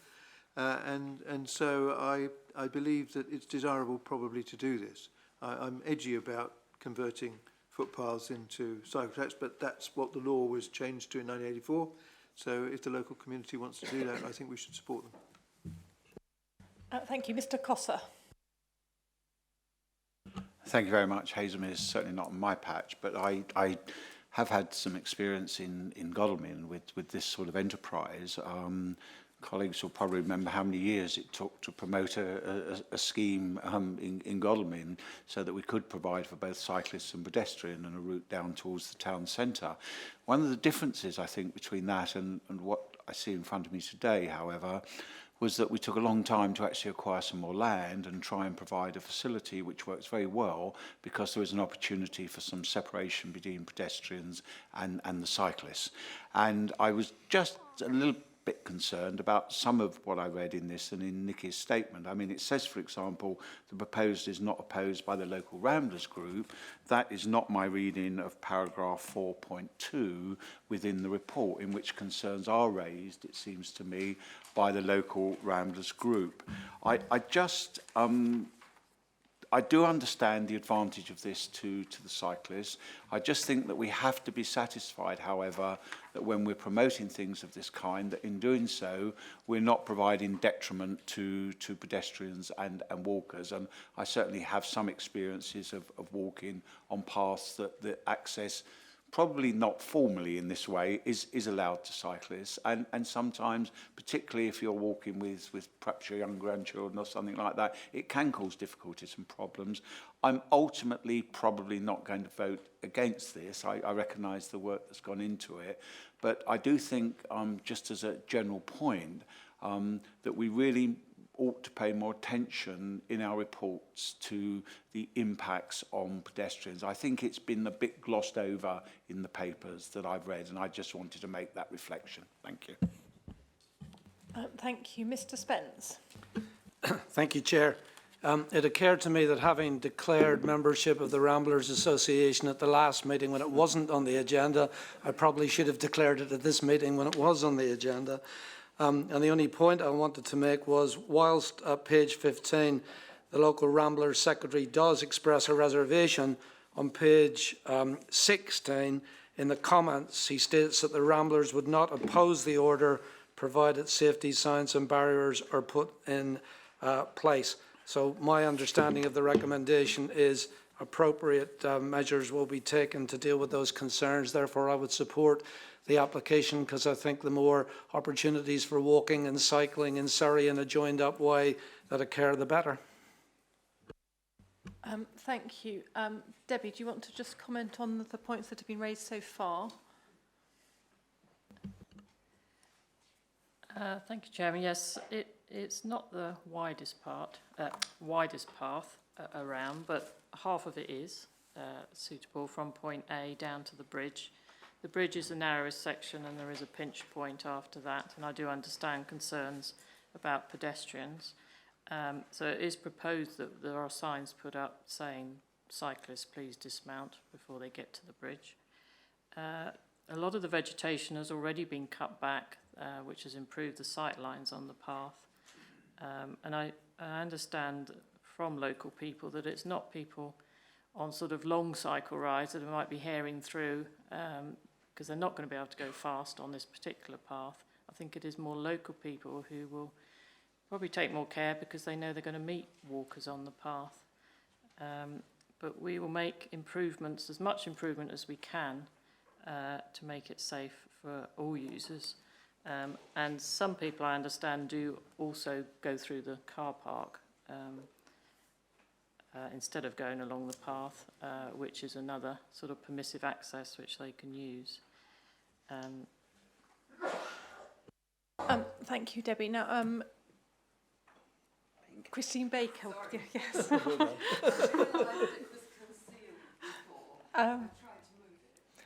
You wanted to speak, yes. Thank you. Right, I have close family in Hazelmere. And, I mean, Milford is not that far from Hazelmere. But all these mentions of St Bart's School and the station and the medical centre, they all resonated with me. And also the need to get off the roads and cycle sometimes, which I'm in favour of. Not that I can manage to do it myself. However, I was in Chichester once and was brushed by a cyclist who was taking a shortcut along a footpath between two sections of a cycle lane, and it was a very unnerving experience. I'm in favour of this subject to certain reassurances about the width of the path. I am aware that it's narrow at the bridge, and I think that cyclists are to be asked to dismount. I hope I'm correct in that. But I'd like to know whether there would be enough width to actually put a white line down the middle of the path for most of its length to segregate pedestrians from cyclists. Not for half of the length. So from the bridge to point B, it's not wide enough really to segregate, in my opinion, although I can take advice from Highways colleagues because it is a town path as well. But it is fairly narrow, and I think if you had a white line, I don't think people would keep to their side, so I don't think it would have much effect, unfortunately. Mr. Hyman. Thank you, Chairman. Yes, well, I mean, this is quite an important decision to make. These are important decisions, and as you say, we're in a quasi-judicial process. So I wanted to know as much as possible about this. I have been through the papers. My difficulty here is that I don't see that there's any problem as is. Where we are at the moment, the occasional cyclist and walkers appear to coexist quite happily without accidents. My concern is if we, and partly that may be because cyclists understand that this is not a cycle path and they don't have rights to run people over.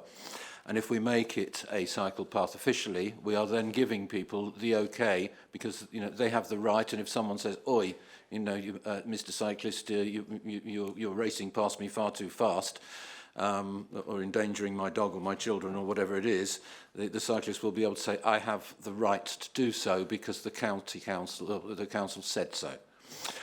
So I do have a concern where I don't know that this is actually going to make any difference. I mean, obviously it's got a name as a cycle path, but other than that, it'll be the same. We'll get a new barrier. I don't see that we want to create problems for the sake of a new barrier which is going to get fitted whether we make this decision or not, presumably.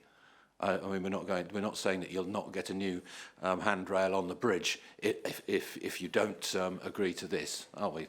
We're not being held to ransom. So I have a difficulty because I knew there's no segregation proposed on this. That's the whole point of it. The Ramblers say they have a principle where they would want segregation or don't do it. They suggested that it goes through the car park instead, and we can see on the map on page 23, I think it is. That we've got a car park there. To me, cycling through a car park is never a safe idea, but you can't see as you're pulling out of car parking bays. It's a very silly idea. So, so I can see the drawbacks of this.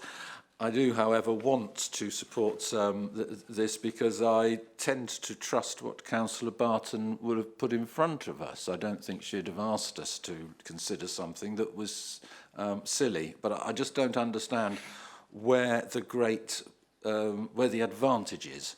I can see a disadvantage of allowing cyclists giving them a license to kill, so to speak, or a license to coexist without having to be careful, to be very mindful of the other people who are using it. Do we need this, I suppose, is really the question. I know, do we really need to do this? Because we're not going to change anything, really, as far as I can see. And whereabouts is the campus? Because it's not marked on the map.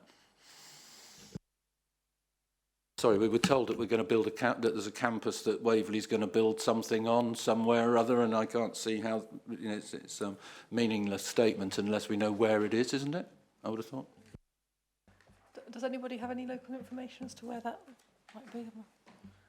Yes. Yeah, it's just on the other side of the stream. So if you look on the map there, there's a stream, the path goes along the stream, and on the other side, so once the path crosses the stream, you could get round to the site. Most of it's not on that map. It's a... So you mean on the side which is the main road? One moment. I think it's to the east. I think it's here. Yes. Thank you very much. That's to the east. That's away from the main road, isn't it? Yeah. It goes over the river is here. So how are they going to get to that campus? I presume there is some mechanism of getting across here. The other side. Northwest. Northwest. No, northeast, sorry, northeast. No, not. So if you're looking at the map, here is the path A and B. This campus is in this area. South of the path, southwest of the path. Must be that bit. Well, that's where the scouts are. There were several buildings there. I understand, though, that there's no planning application in yet. So this is, I mean, this is kind of rather in the future and perhaps not really strictly relevant to this matter for discussion. Members of the administration. Okay, Mr. Ramsdale. Thank you, Chairman. I just really wanted to say that I was inclined to support the changes and the improvements. It strikes me, what I read in here, is that what we're largely doing is formalising what's already happening. You know, there are people walking down this path, and there are people cycling down this path. And if you're just spending £7,000 to improve it and improve the signage and make sure people know what's going on, clearly what you're doing is you're encouraging families, people who are after a nice, quiet cycle ride, to use this path, and they'll do so properly. The idiot that's on the bike that will go as fast as possible, that is going to ignore or think it's a licence to bump into people, is probably already going down this path and isn't concerned about these issues, and perhaps isn't concerned about if it's faster to shoot through the car park. So, especially since we've got the councillor concerned, although unfortunately she can't be here today, we've got a member of the public who lives nearby and wants to use this path, explaining that's what it's all about, that I'm minded to go with them. Thank you, and I would kind of echo that. I quite frequently walk along the Downs Link cycle path in Bramley towards Shamley Green and Cranley, and as a pedestrian, I mean, yes, there are bikes on it, but I've never actually found it to be a problem. Normally, and it's fairly narrow in places, and mostly they manage to coexist fairly safely. Debbie, is there anything more for you to say? So, the local committee, Waverley, is asked to agree that a cycle tracks order is made and advertised under the Cycle Tracks Act 1984 over the route of public footpath number 19, which is town path number T11102 Hazelmere, as shown on drawing number 3/1/20/H54 in Annex 1.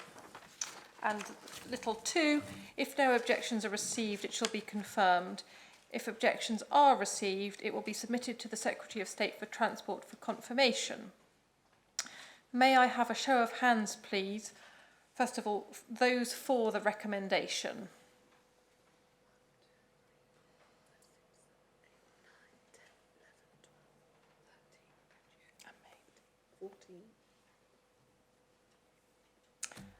Thank you. And can I have a show of hands for those against the recommendation? And could I have a show of hands for those abstaining? Thank you very much.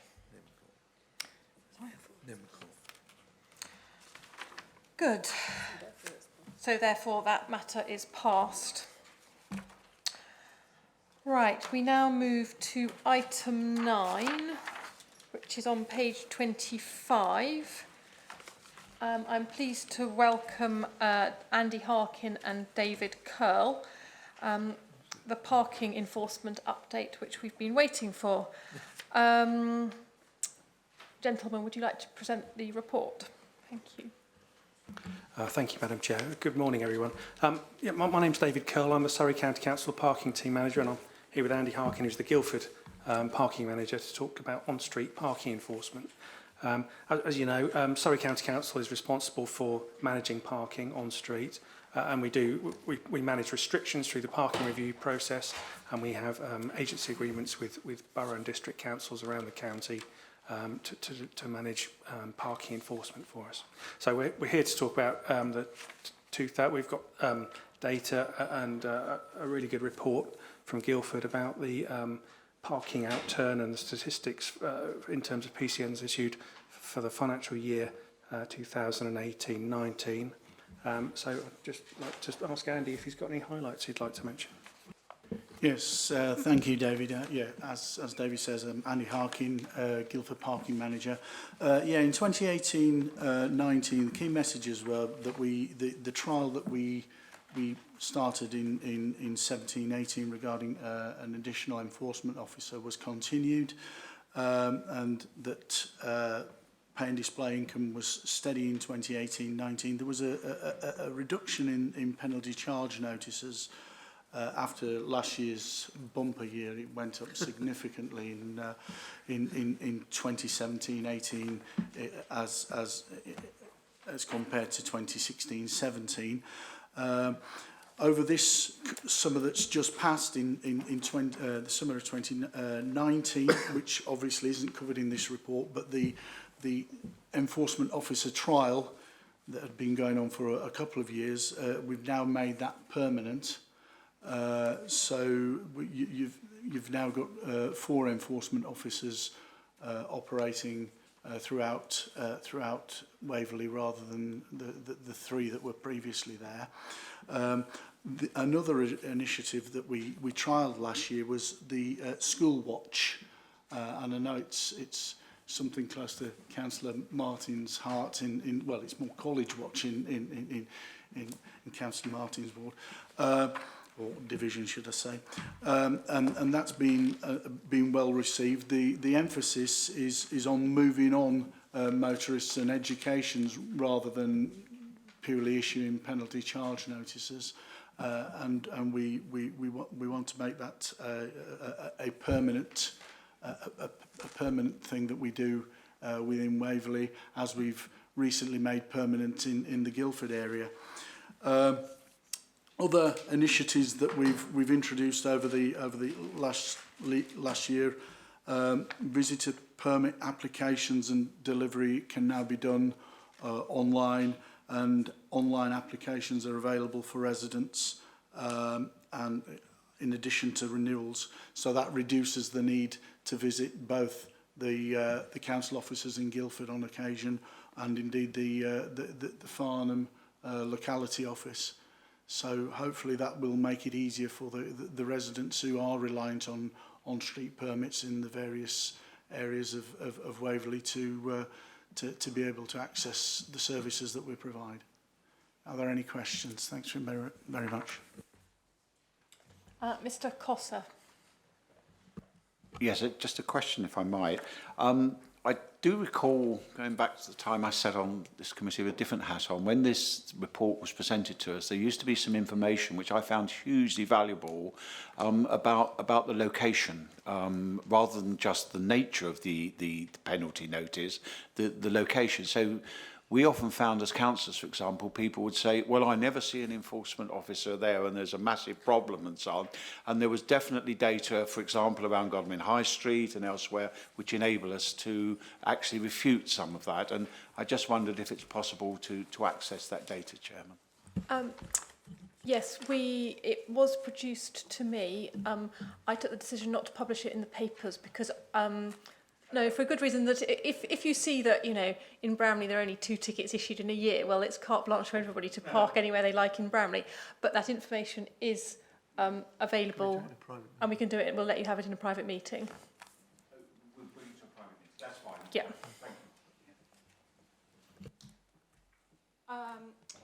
Right. Mr. Martin. Thank you. Yes, I do welcome this report. I would just say that I'm very pleased that there is an extra enforcement officer. It has been helpful. I think in the difficulty we've had in the past is that our Guildford Borough Council friends have been very good at doing the town centres, but less good at getting out into areas just beyond. You mentioned a problem that I have with, for many of my residents, with unsatisfactory and uncivil parking by many of our youngsters at Godalming College, and it grows as a problem through every academic year as more and more of them pass their tests and drive what looks to me to be very expensive cars. That's another point.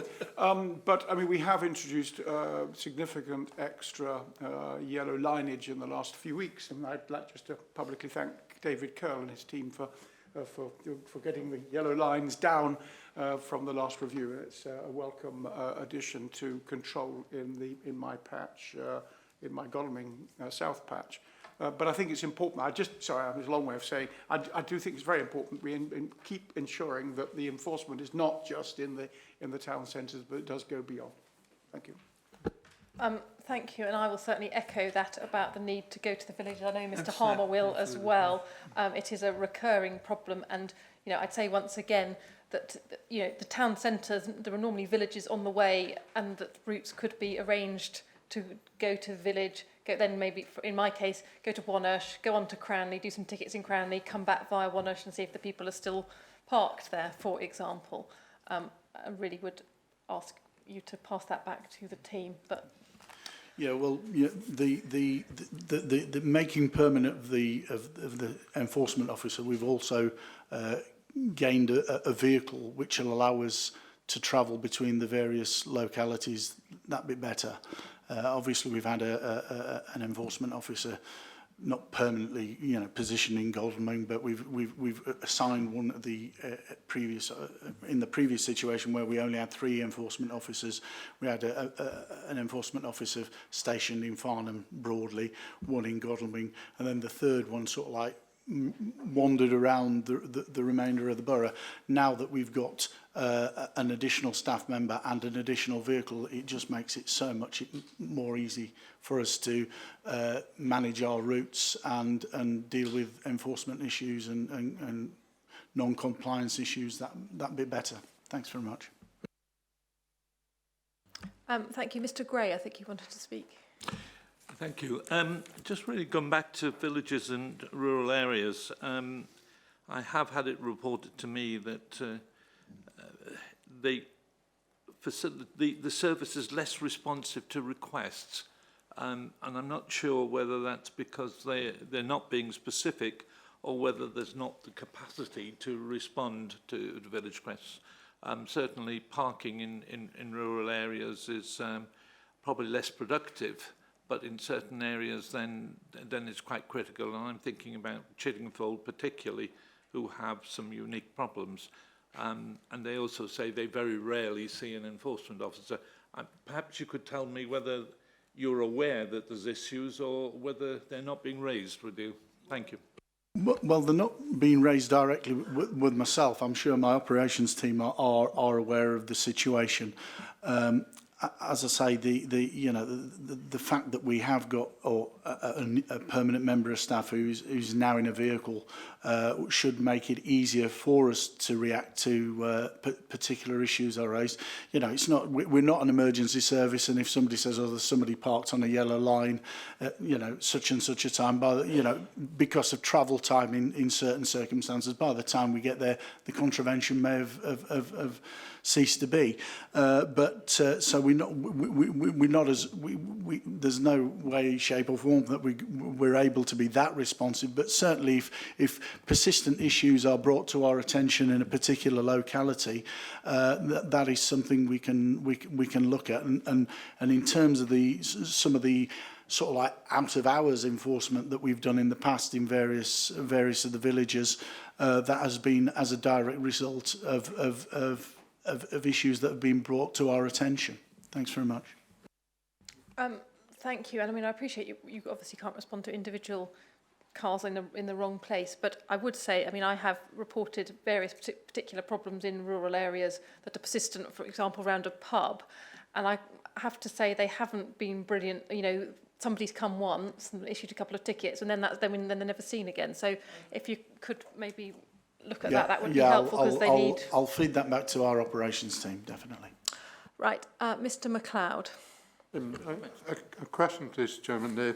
Can I inquire how the number of enforcement officers in Waverley compares with the number in other boroughs and districts?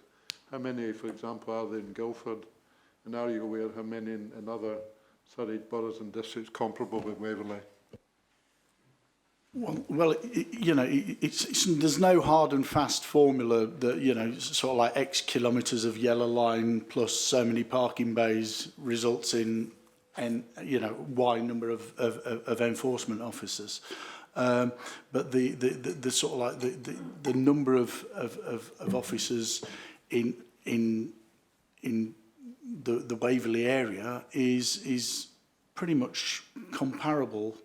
Well, certainly when Guildford took over the enforcement of yellow lines back in 2004, I think we transferred over, well, we transferred over the sole remaining police traffic warden, and we recruited another 2 members of staff, which brings you up to about three enforcement officers for all the additional yellow lines that we were enforcing.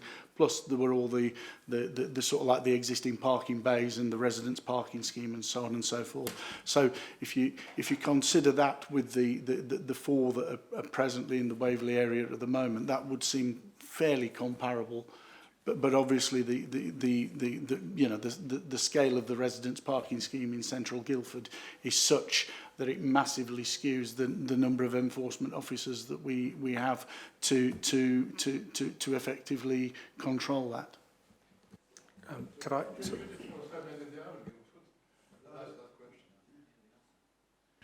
Yeah, there's 15. Could I? Check. Can I add to? Oh, I think that covers off-street. Well, yeah. Mr. Curl. Yeah, I mean, looking at around the county, probably the minimum number of civil enforcement officers on street is 2. I can think of a couple of areas where there's generally 2 any given day of the week, and that goes up to many more in the bigger towns. You know, there could be 8 or 9 operating in Woking, Guildford, some of the bigger towns. So it varies quite considerably depending on the nature of the geography of any borough. Yeah, if I may, one of the beauties of the arrangement in Guildford is that many of our enforcement routes combine the off-street car parks with the on-street enforcement. It's just a more efficient and effective way of managing the route structure that we have for our enforcement. So, you know, the figures I've mentioned, whilst they are a combined on and off-street figure, it's the most efficient way of dealing with the enforcement in that particular locality. Thank you. Mrs. Coburn. Thank you. I just really wanted to add my support to the sort of school watch initiative, and one thing we really got to do is get that education out, isn't it? When my grandchildren were at the bourne school, South Farnham Infants, I couldn't believe the parking. I thought it was absolutely diabolical. Then they moved on to the next school at South Farnham, and it was even worse. I couldn't believe how dangerously these people... I thought it was bad enough they would put 4-year-olds' lives in danger. But, you know, South Farnham was awful. We've now moved on to Weydon, and last night was a classic. In the pouring rain, and I mean pouring, it was that real heavy rain at about 5 o'clock last night, a coach arrived back, which is what we were all waiting for. I have to say I was parked quite legitimately, just like to point that out. But the coach was just brilliant. It held its hand, or the driver held his hand on the horn and just basically threatened all the people that was parking in its bay, which is well marked. You know, it's even in that rain you could see it. and just basically move them all on. Because until those people that got out of that parking bay, anybody who knows where the school is, it's a very narrow road. And it was just a master. I was so impressed with this. I'm sure he was breaking all the rules, I don't know. But, you know, there was absolutely no way he could park because of the selfish way that the parents were parking. So more power to your elbow on this one. It's got to be education because, you know, these people all know what they're doing. But we've really got to get it home to them just how dangerous it is at each level. And I'm sure when they move on to a sixth form college, I'm going to be even more aghast at the parking. Mr. Hyman. Thank you. So the answer is buy a coach. Electric coach, obviously, I suppose we have to say, don't we? Thank you very much for bringing this forward. It's, yes, educated me. There are some bits which I'd like to clear. I don't actually like the idea that we call our traffic wardens CEOs at the moment. I just wonder whether we could perhaps think about not calling them CEOs, or do we have to call them that in order to be able to recruit? I don't know. But that being just a bit of Christmas levity, I suppose. The 2.4, page 26, says, town centres, we split the 4 CEOs between the 4 main centres and the areas around them in a ratio of 1 each for Farnham, Godalming and those between Hazelmere and Cranley. I don't know whether there's any towns between Hazelmere and Cranley. I'm not quite sure what that means. But are they... Okay, actually, this comes from the fact that we had a Western Planning meeting a few days ago where we were talking about that our parking enforcement officers are going to be causing parking problems themselves in the chantries because they're going to have an office. And I'm wondering how many... Is this anything to do with you? We didn't quite know at that planning meeting whether or not... why we were granting... planning consent, or why the committee was granting planning consent for an office for parking officers. And we naturally assumed it was you, that it was Guildford's parking officers, but I'd just like clarification whether it isn't, and how many officers we're having. Are they all operating from Farnham? I'd like to, or do they come from Guildford, or what? I'd like to understand how it works in terms of efficiency. I suspect that that's actually Waverley Borough Council's enforcement officers or enforcement team that are dealing with their the off-street car parks rather than the Guildford Borough Council's enforcement officers dealing with the on-street restrictions. Okay, thanks. Now, if we turn to page 29, 5.2, there was, as you mentioned, a temporary a trial for an additional officer.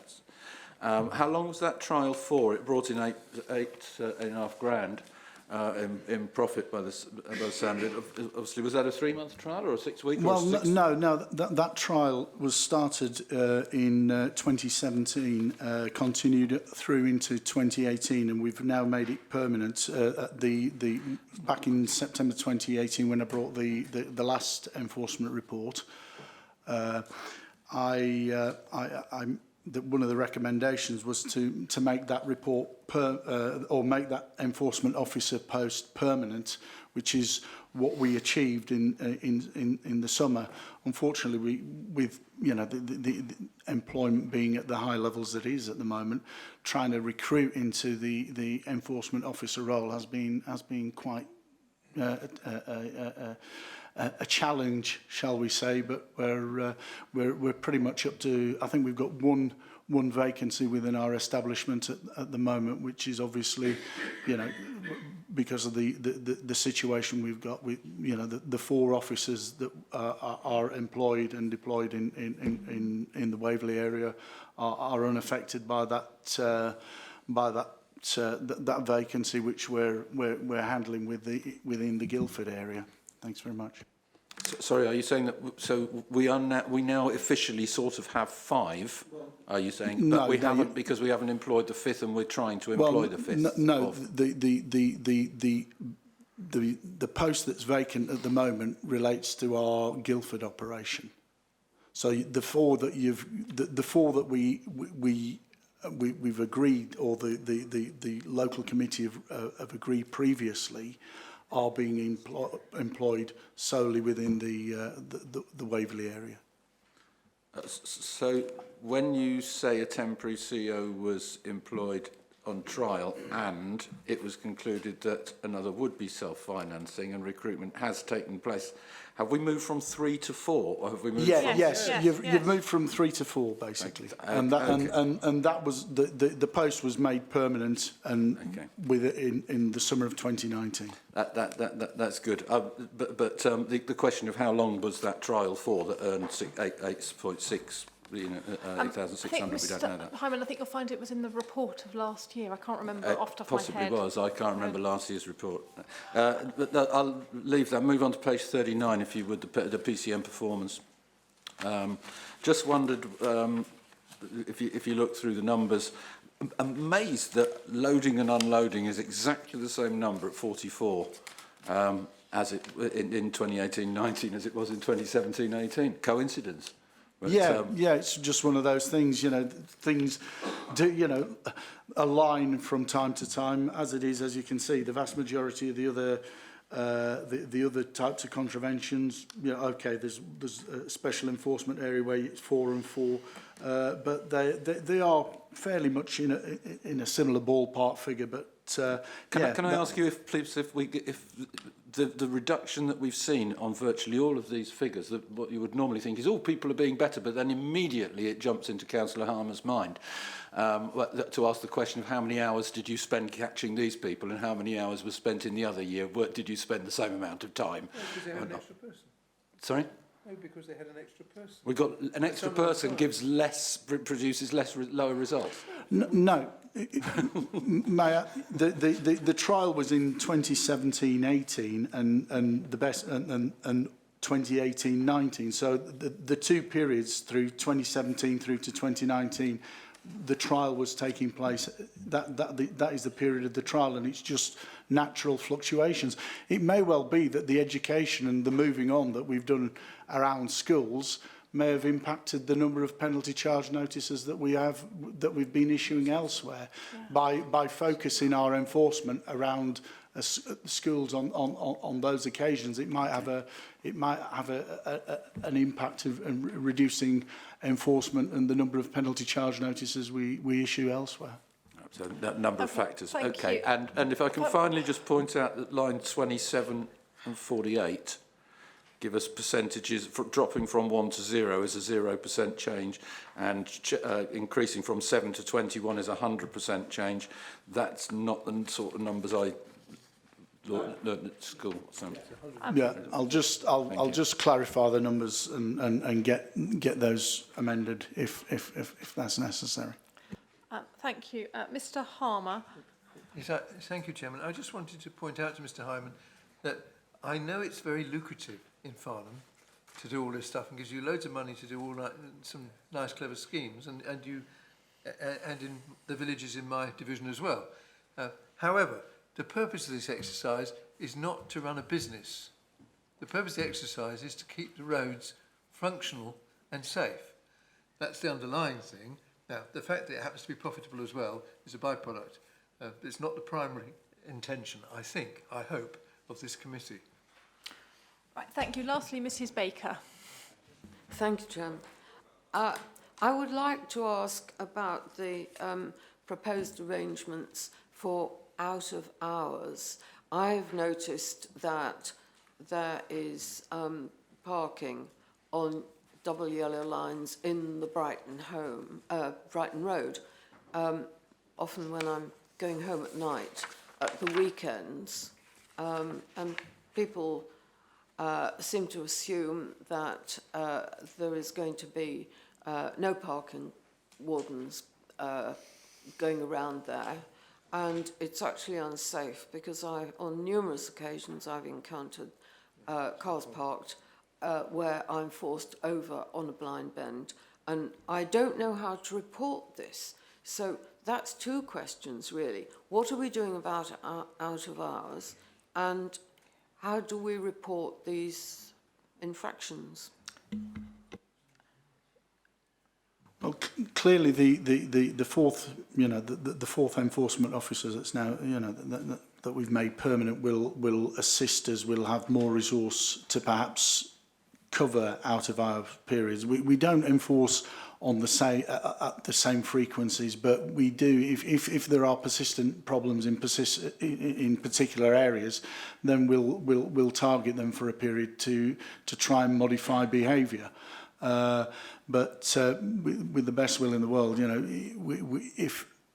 if there's a desire for the committee to employ additional enforcement officers to cover those problematic areas more almost on a proactive basis rather than a reactive basis, then that's within their, you know, that's something that they can consider, but it would have to be taken into the context of the additional cost that may accrue if the penalty charge notices and whatever resulting from that appointment weren't didn't cover the cost of the additional resource.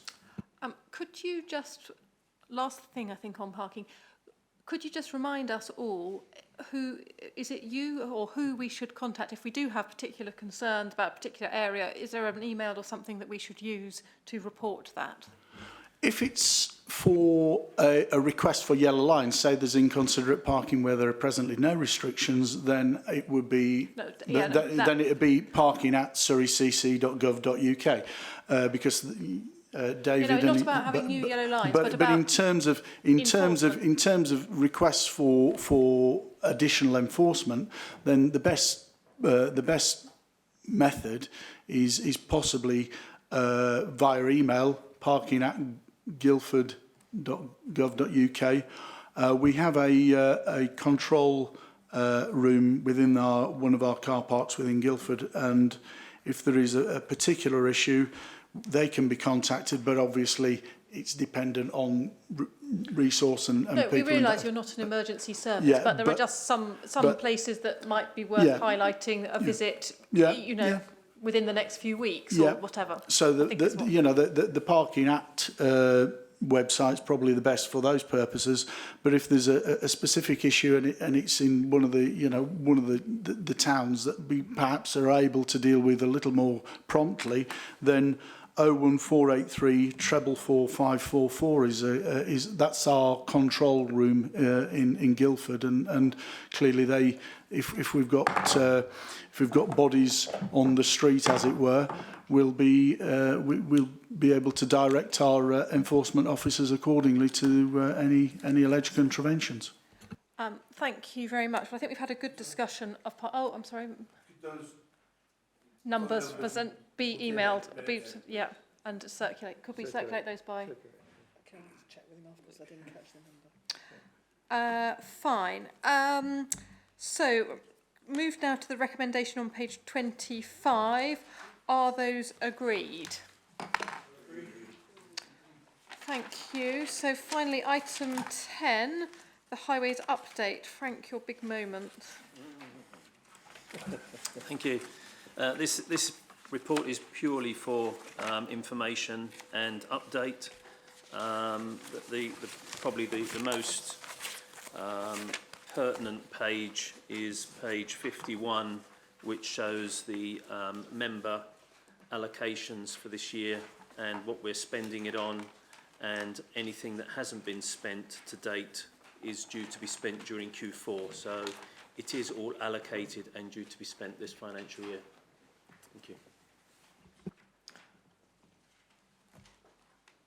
Does anybody have any questions for Mr. Apicella?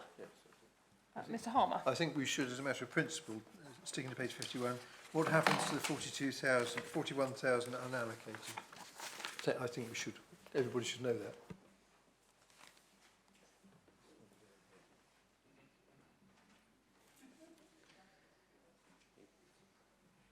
It is all allocated. I don't know why that is saying 41 at the bottom there. Okay.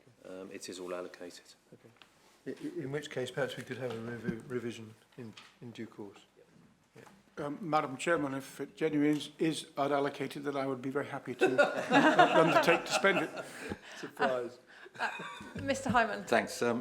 Street lighting, page 44, 2.3.3. Are there any plans to turn the lights back on again? If it's, you know, we've had reductions in lights, certainly Alfred Road, where I live, is dark all night. Obviously, if it's not going to cost us money to turn them back on again, are we going to turn them back on or not? 1 o'clock to 5 o'clock. I don't. Not all night. Yes, don't argue about whether it's all night or not. 1 o'clock to 5 o'clock.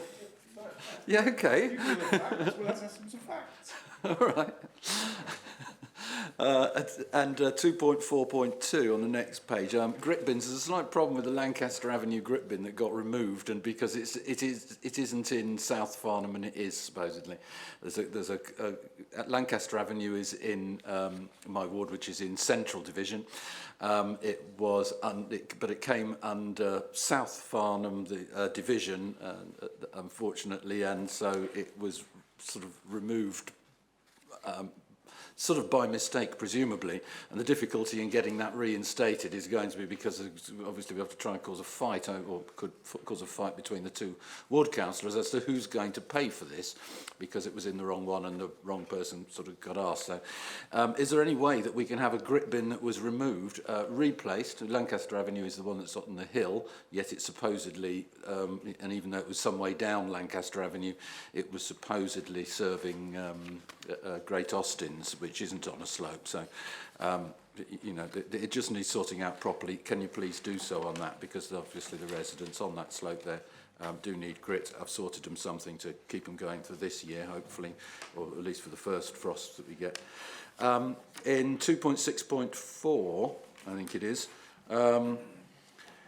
there's an investment of 7 million and last year and 8 million in this year to improve the conditions of the highway network. This is Frank's bugbear.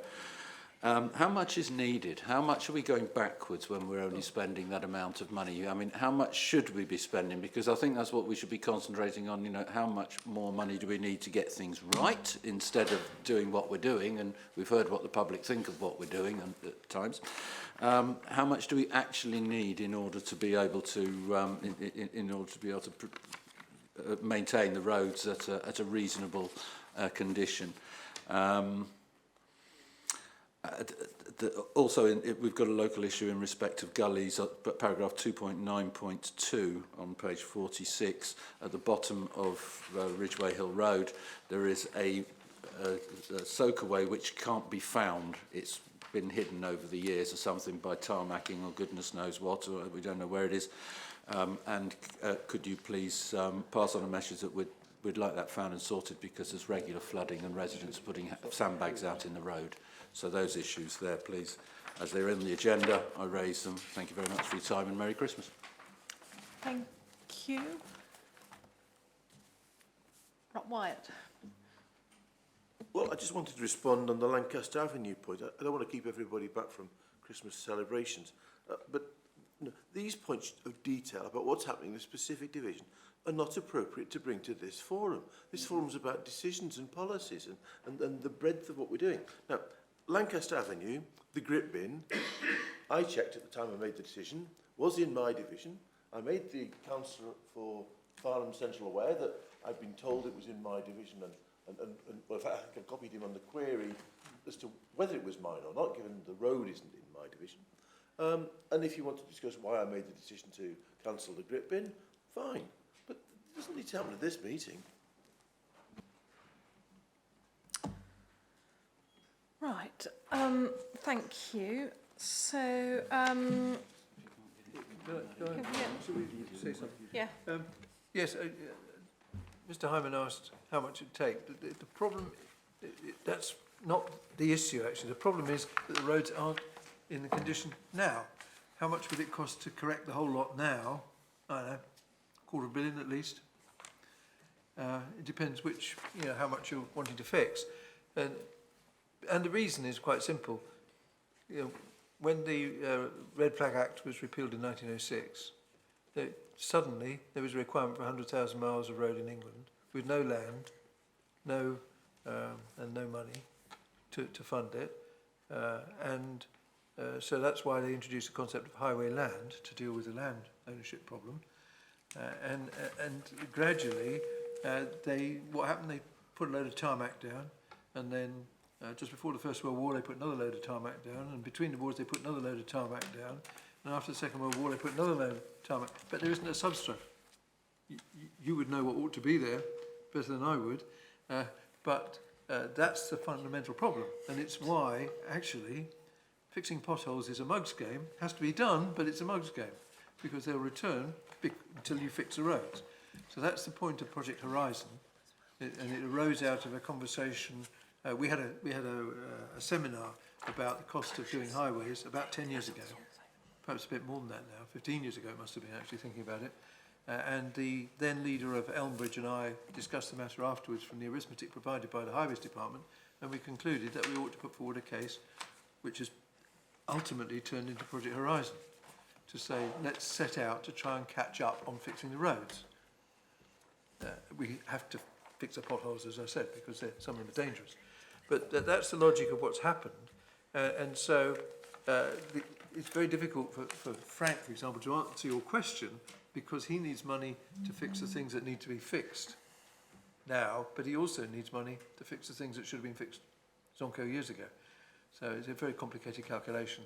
What we are anticipating is that since the guy who I suppose is going to continue to be Prime Minister is has said that he's going to put a lot of money into the infrastructure of the country, that it's to be hoped that that will help us to get a reasonable amount of resource available.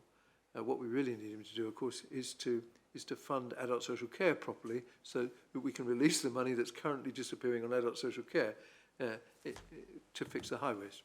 But I don't know that that's something that's understood in Westminster adequately, but by any party. Thanks. No, I just was thinking, I understand the difference between capital, that we require capital investment really in the entire network, and there is a maintenance issue, and really I just wanted to know how much, we know that we've got virtually nothing. I was just asking how much do we need so that we can quantify the problem that we've got. Has it been quantified? Because, like with anything, unless you know how much money you're going to need, you probably aren't going to get it. If we're going to ask Mr. Johnson for money, we ought to know how much we need, and in terms of capital and revenue funding. Thanks. Right, thank you. Moving now to item 12, the forward programme, which is right at the end. Oh, I'm sorry, I've missed out the decision tracker, which there's no change to. Does anybody have any comments on that? Page 53.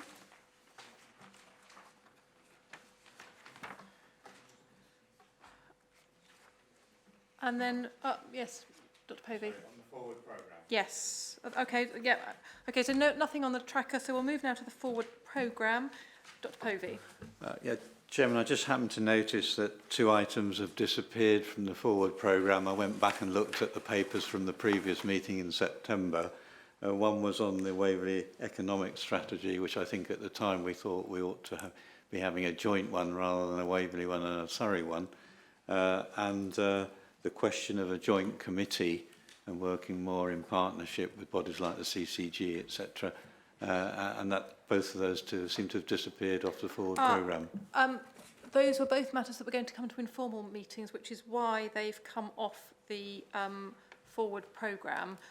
Certainly the joint committee discussion, I've been in discussions with Tim Oliver about this, and he's very keen to pursue the partnership board model, and this is going to sort of suit different areas better or worse than others, and I think it's felt that we're not an appropriate area to be in the forefront of this, and that we will watch and see how we get on, how some other areas get on with this, and we will keep a watching brief and move towards it, when appropriate. Would it be possible for us as members perhaps to have a say on that and have a discussion about that, Chairman? That seems more appropriate than it being decided somewhere else. On that same point, I mean, the very thing I asked for was if we could have somebody come and just tell us what would the difference be between a local committee and a joint committee. Oh, it's a big difference. Oh, it's huge. Well, and so even before we can start to comment, I'd like to know what are the two things? Jane Last, however, is going to come to she's the head of service of local committees, etc., is coming to the January informal meeting to give us some sort of explanation of the differences and the constitutional setups of the different arrangements. So I hope that would be helpful. Yeah. It's not a new idea. It was around when I was a member of Waverley, which is a long time ago now, and the issue then was, and I guess to start with, may well still be, is that Waverley didn't want to release any of its decisions to the Joint Committee, either monetarily or policy-wise. Oh, Steve will remember because he was trying to organise it. Yeah. So, but it yeah. Yeah. Yeah. Right, so finally, the next meeting is Friday the... Oh, sorry, Wyatt. We've talked at length about what's happening or not happening in the centre of Farnham. And Stephen eloquently spoke about the fact that we haven't been allowed the 20-mile-per-hour scheme. And I don't know why. We haven't been allowed to exclude 7.5-tonne trucks. If that's an issue that enough of us think we're not getting the action we want to see, and rather than each individually go and have a separate meeting with Frank, I wonder if that could be put onto the agenda, please. Perhaps the informal one, and then if there's some decisions or thoughts come out of that, take it into a public forum. But Well, I have been having meetings with all three of you collectively, and if there's obviously anything that you all agree on that we can get on and do, then absolutely, I've got no issues with that at all. In terms of the 7.5-tonne lorry ban on Upper Hale, that obviously is one that I've said to you in the past. We would have to look at that holistically, because it's no good just putting a ban on that road, because we've got to look at where they then need to go and how they're going to get there. And we don't want to just displace the problem and put it somewhere else. So we've got to look at the bigger issue of where those lorries are going to go. Mrs. Coburn. Yeah, I really would echo what Wyatt said, because I had a word, I think you were there, with Adrian Selby about this consultation that never happened, and I thought I'd dreamt it. And basically Adrian said that we didn't do the 7.5 limit because the police wouldn't support it. Now, I don't know whether that's true, and I'm not saying anyone's lying, but I've actually asked the town council to get the police in, because I can't get definitive answers to things like that. Other people, other towns, other boroughs, other counties seem to have restrictions. So anything like that which explains to us all whether or not it's possible, why it's not possible. I can understand about the displacement. I mean, that's a different issue. We were looking at a total ban across, you know, the town, well, not town, the town centre, you know, to try and get the lorries out. So anything that we could get somebody in with a definitive answer rather than all this second-hand information would be superb from my point of view. Mr. Spence. And I agree that it has to be holistic, but because it has been divvied up for so long into individual issues, that's why you tend to get the answer back, no, you can't do that, because it will have an effect somewhere else.